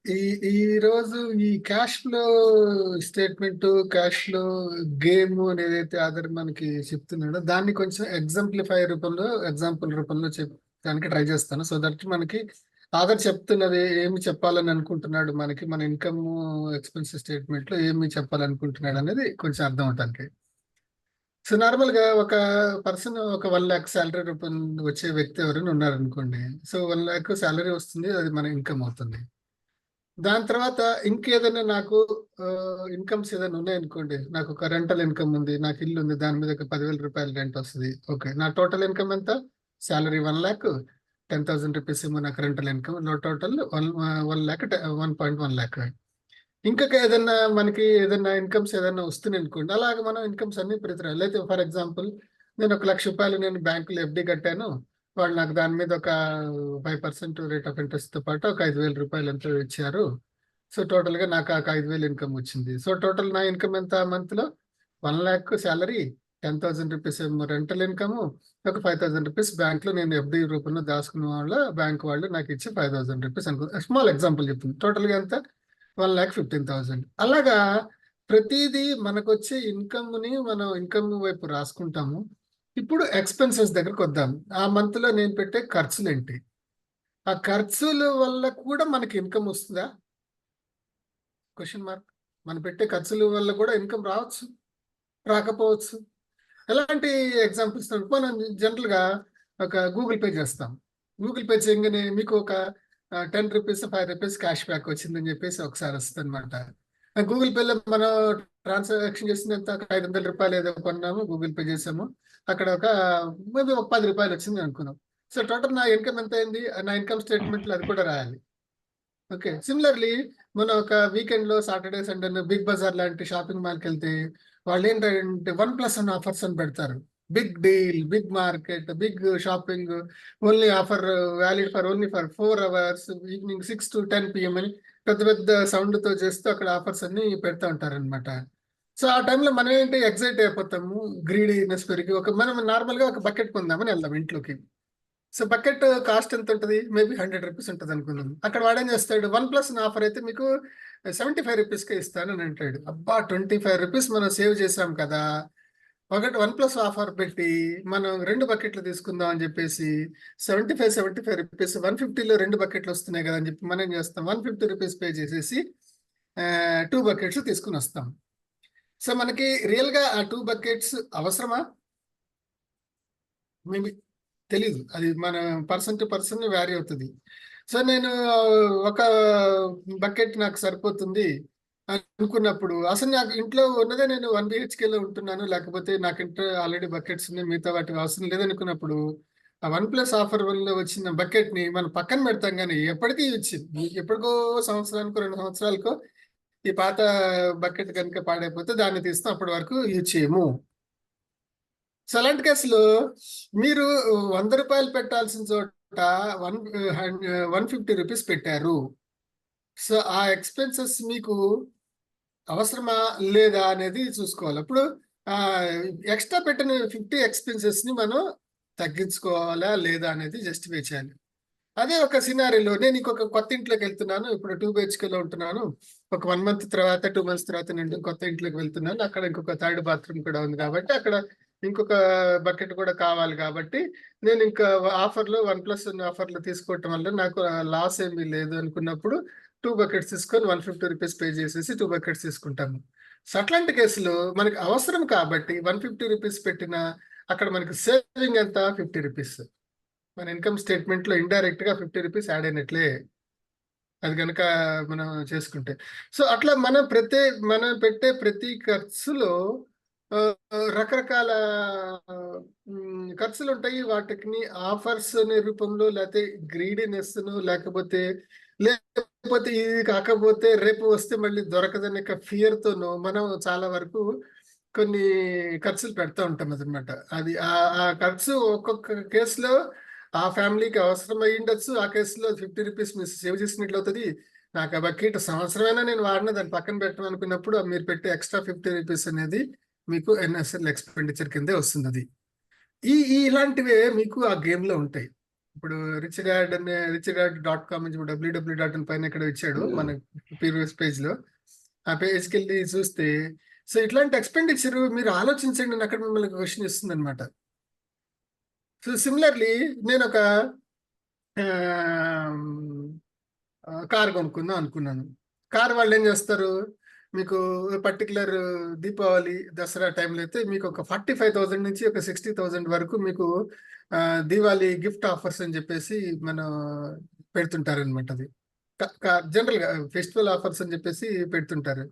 So ఆ టైంలో కార్ వాళ్ళు ఏం చేస్తారు, 9 lakhs 10 lakhs ఉన్న కార్కి మోస్ట్లీ ఒక 20,000 ఎక్స్ట్రా రేట్ అని ఇంక్రీజ్ అవుతుందేమో తెలీదు, నేను I'm just giving wild example. 20,000 rate increase చేసి 40,000 రూపీస్ మనకి ఇది ఇస్తుంటారు అనమాట. దివాళీ గిఫ్ట్ ఆఫర్స్ కానీ అట్లాంటివి ఇస్తుంటారు అనమాట. సో ఆ టైంలో మనకి ఒక 15,000 రూపీస్ ఎక్స్ట్రా వెళ్ళినా సరే మన కారు కొంటున్నాం కాబట్టి మనకి అవసరం అనుకున్నప్పుడు that will be gain for you. లేదు అనుకున్నప్పుడు ఆ 15,000 రూపీస్ అయితే మనం ఎక్స్ట్రా పే చేస్తుంటామో it is a loss for you. మనకి ఎక్స్పెన్సెస్ కింద చూపించుకోవాలన్నమాట. సిమిలర్లీ కొన్ని మనం ఒక టెంపుల్స్ కన్నా లేకపోతే ఇంకా ఎక్కడికన్నా వెళ్తుంటాం. ఇక్కడ మన ఇంటి దగ్గర టెంపుల్స్ కనో లేకపోతే మనం ఎక్కడ చూడని టెంపుల్స్ కనో వెళ్తుంటాం. సడన్ గా నేను లాస్ట్ మంత్ ఒక ఇక్కడ బాసర వెళ్ళాను. సో బాసర వెళ్ళినప్పుడు ఒక చారిటబుల్ ట్రస్ట్ కనిపించింది. ఆ రోజు భోజనం చేశాము.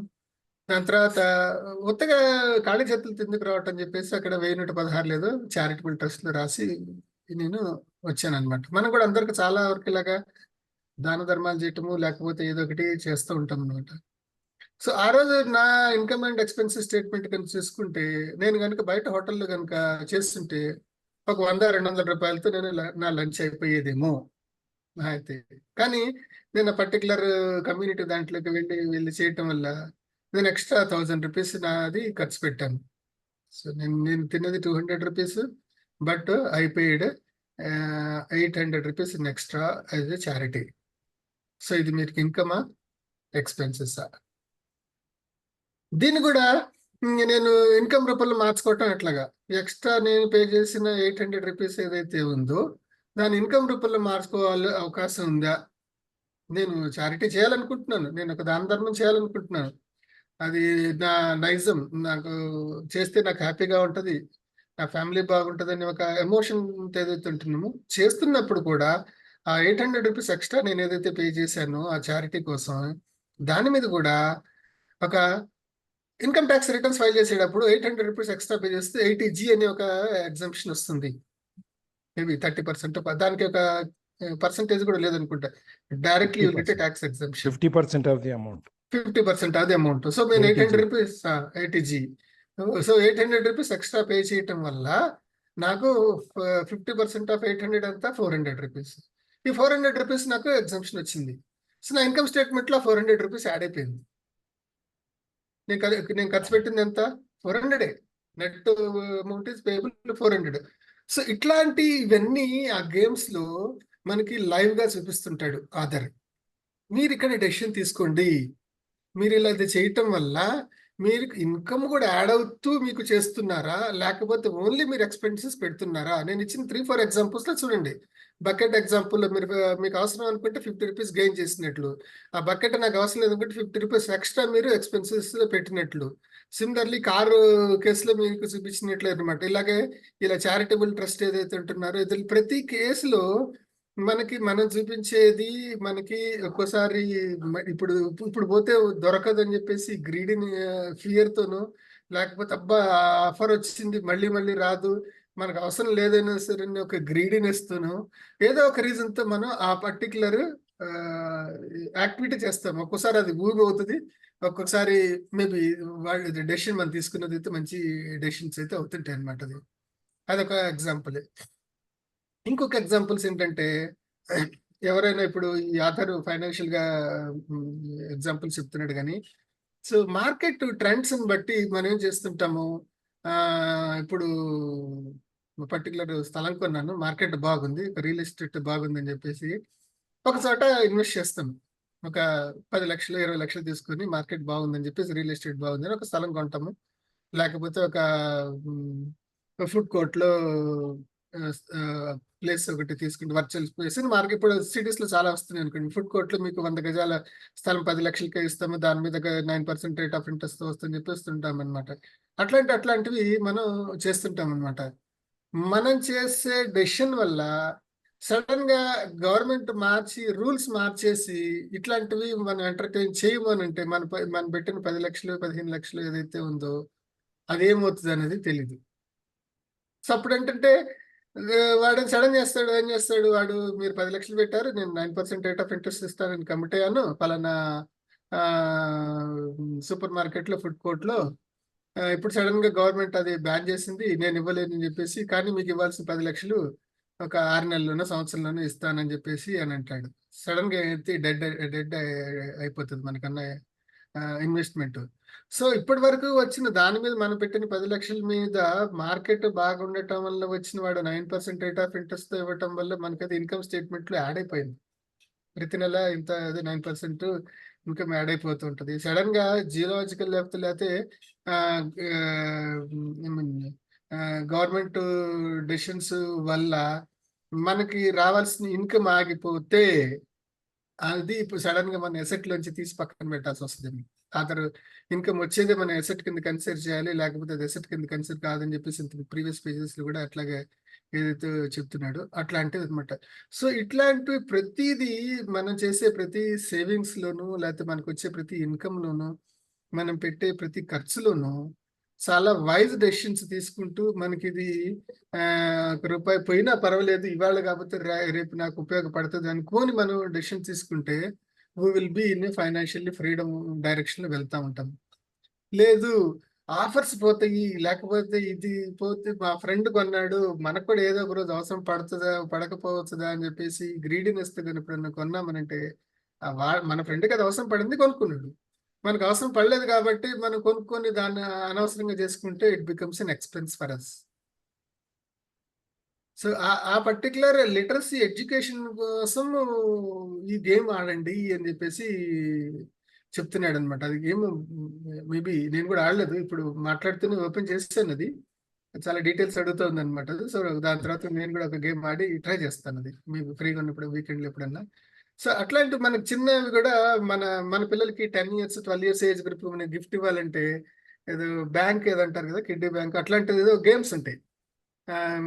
అట్లాంటి గేమ్స్ మనం గిఫ్ట్ గా ఇస్తుంటాం, కానీ ఎంతవరకు ఆ గేమ్ లో మనం మైండ్ యూజ్ చేసి ఆ గేమ్ ఆడుతుంటాం అనేది మనం ఎప్పుడు మన పిల్లలతో పాటు మనం కూడా కూర్చొని ఎప్పుడు దాన్ని ఆడలేదు, అది ఎట్లా ఉంటుందో కూడా తెలియదు అనమాట. అది సో టోటల్ గా నేను చెప్పేది ఏంటంటే ప్రతి ఇన్కమ్ లో ఎక్స్పెన్స్ లో కూడా ఇన్కమ్ ని యాడ్ చేసి ఆప్షన్స్ ఏదన్నా వెతుక్కుంటూ పోవాలి.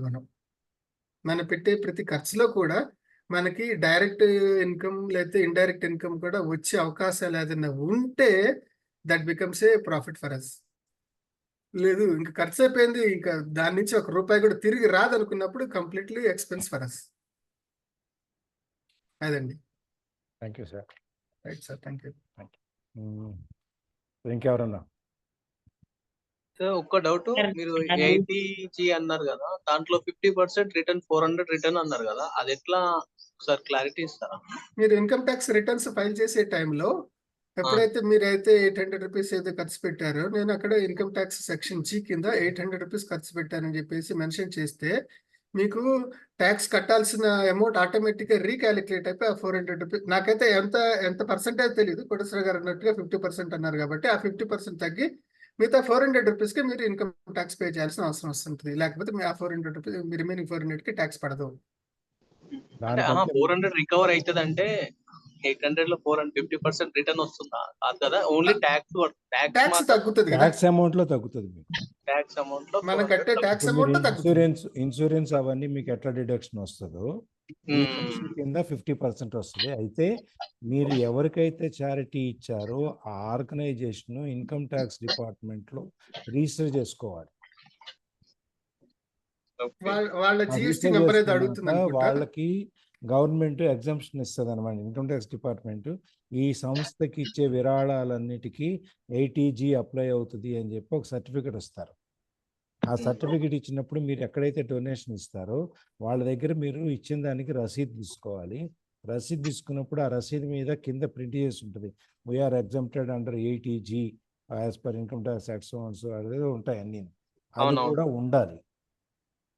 ఇవన్నీ ఉంటేనే అది మీరు ఇన్కమ్ ట్యాక్స్ రిటర్న్ వేసేటప్పుడు ఆ రసీదు కూడా దానికి పెట్టాలి. ఇవన్నీ ఇస్తేనే మీకు 50% ఎలా వస్తుంది, ఎలా చేస్తారు.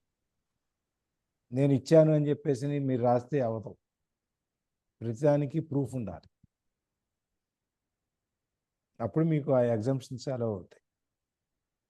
జనరల్ గా ఈ ఇన్కమ్ ట్యాక్స్ రిటర్న్స్ అనేది మీరు ఒక చార్టెడ్ అకౌంటెంట్ కి ఇచ్చి బాబు నువ్వు ఫైల్ చేయనప్పుడు చార్టెడ్ అకౌంటెంట్ మీ రసీదు ఏది అన్ని తీసుకుంటాడు, డీటెయిల్స్ అని అడుగుతారు, డీటెయిల్స్ అన్ని ప్రింట్ తీసుకుంటాడు. అదే నా అంతా నేను ఇన్కమ్ ట్యాక్స్ రిటర్న్స్ ఆన్లైన్ లో ఫైల్ చేశాను అనుకోండి, మీరు తిన్నప్పుడు అక్కడ ఏంటంటే ఒక జిఎస్టి నెంబర్ ఏదో ఉంటుంది వాళ్ళది. ఆ జిఎస్టి నెంబర్కి మనం ఎంటర్ చేస్తే ఆ డాక్యుమెంట్ అప్లోడ్ చేయమని అడగదు, మీరు పెట్టిన రిసీవ్ అప్లోడ్ చేయమని అడగదు. కానీ ఆ జిఎస్టి నెంబర్ ఎంటర్ చేస్తే సిస్టమ్ ఆటోమేటిక్గా క్యాలిక్యులేట్ చేసుకొని ట్యాక్స్ రేట్ తగ్గుతుంది. నేను అట్లా చేస్తాను. నేను ఆన్లైన్లో నా అంతా నేను ఇన్కమ్ ట్యాక్స్ రిటర్న్స్ ఫైల్ చేసుకుంటాను. మా పిల్లలకు కూడా నేర్పించాను లాస్ట్ 5 years నుంచి. సో వాళ్ళు కూడా చేసుకుంటారు. లాస్ట్ మూమెంట్లో వచ్చి నాన్న అయిపోయింది రిటర్న్స్, సబ్మిట్ కొడుతున్నా చూడమని చెప్పేసి అని అంటారు. అట్లా అయిపోతున్నాను సింపుల్గా. ఏది ఎగ్జామ్షన్స్ ఏదో ఉంటే దాంట్లో ఒక కాలం ఉంటుంది, ఎంటర్ చేసేస్తే ఆటోమేటిక్ క్యాలిక్యులేట్ అయిపోతుంది. సో ఇంకా ఎవరైనా? సార్ మనము బయట కొంటున్నాం కదా ఏవైనా కానీ, వాటికి జిఎస్టి పే చేస్తున్నాం కదా, దానిని ఏమన్నా అప్లై చేసుకోవచ్చా ఇన్కమ్ ట్యాక్స్ లో? మీకు జిఎస్టీ నెంబర్ ఉండాలి. మీకు జిఎస్టి నెంబర్ ఉంటే చేసుకోవచ్చు. మీరు కూడా జిఎస్టీ నెంబర్ తీసుకుంటే మీరు కొన్న వాటి మీద జిఎస్టీ ఏమేమి పే చేస్తారో ఆ రసీదులన్నీ క్యాలిక్యులేట్ చేసి ఎంత పే చేస్తారో దాన్ని మీరు దీంట్లో క్లెయిమ్ చేసుకోవచ్చు. అది సపరేట్ గా అప్లై చేసుకోవాలా సార్? Yes. అంటే ఇది అవును. బిజినెస్ పీపుల్ కి వర్తిస్తుంది General. సావిత్రి మేడం. మన వర్కింగ్ ప్రొఫెషనల్స్ కి జిఎస్టి ఉండదు. సార్ మన భోజనం చేయడానికి వెళ్తే భోజనానికి కూడా వాళ్ళు 60 రూపాయలు వేసారు సార్. భోజనానికి ఇంకా చాలా 60 కాదు, 45, 40, 90. ట్యాక్స్ లేని ప్రదేశం లేదు ఈ రోజులు. అన్ని చోట్ల ట్యాక్స్ పడతానే ఉంటుంది. మీరు సంపాదించే దాంట్లో 80% మనకు తెలియకుండా ట్యాక్స్ కింద కడుతున్నాము. అంటే ఈ మనకి జిఎస్టి ఉన్నప్పుడు, మనం ఒక బిజినెస్ ఓనర్ అయ్యినప్పుడు, మనం కూడా ఒక బిజినెస్ చేస్తున్నాము, మనం పెట్టే ఖర్చుల్లో కూడా జిఎస్టి ఉన్నది. మన సరుకులు కొనుక్కునే వాళ్ళ దగ్గర కూడా జిఎస్టి ఉంది, మన అమ్మే వాళ్ళ దగ్గర ఉంది అంటే ఇన్పుట్ క్రెడిట్ అంటాం లేండి. అది కొంచెం డెప్త్గా వెళ్తే మీరు గవర్నమెంట్కి మీరు పే చేసిన ట్యాక్స్ ఎంత, మీరు కొన్న వాటి మీద మీకు వచ్చిన ట్యాక్స్ ఎంత, డిఫరెన్స్ అమౌంట్ మీకు జిఎస్టి రిటర్న్స్ అనే ఫైల్ చేస్తారు. అది మనకి వర్తించదు, బిజినెస్ ఓనర్స్కి వర్తిస్తుంది. ఇన్పుట్ క్రెడిట్ ఉంది, వర్కింగ్ ప్రొఫెషనల్స్ కి మనకి వర్తించదు అది. ఇంకా ఇవాళ ఆట గురించి చెప్పారు కదా సార్, దాంట్లో ఒక చిన్న బిట్ గుర్తొచ్చింది, అది పాడుతున్నాను నేను. కానీ ముందుగా తెలుసుకో మునిగేలో తెంట, సరదాగా సాగదు బేట, నట్టేట ఎదురీత, తెలివిగా మలుచుకో నడిచే దారంతా, పులి మీద స్వారీ కూడా అలవాటు అయిపోదా, సాధించే సత్తా ఉంటే సమరం ఒక సయ్యాట, తల వంచుకు రావలసిందే ప్రతి విజయం నీ వెంట, అల్లాదిన్ అద్భుత దీపం అవసరమే లేదంట, చల్లారని నీ సంకల్పం తోడుంటే చాలంట. ఇంకొకటి అయిపోయింది సార్. కాకపోతే మీకు థ్యాంక్స్ చెప్పాలనుకుంటున్నాను, ఎందుకంటే రాత్రి మీరు చక్కగా సెండ్ చేశారు కదా, అది నా స్టూడెంట్స్ కి చక్కగా యూజ్ అవుతుంది అనమాట. కొత్తవి పద్యాలు ఓల్డ్ జనరేషన్ నుంచి. పుస్తకమా? సార్ బాగున్నాయి.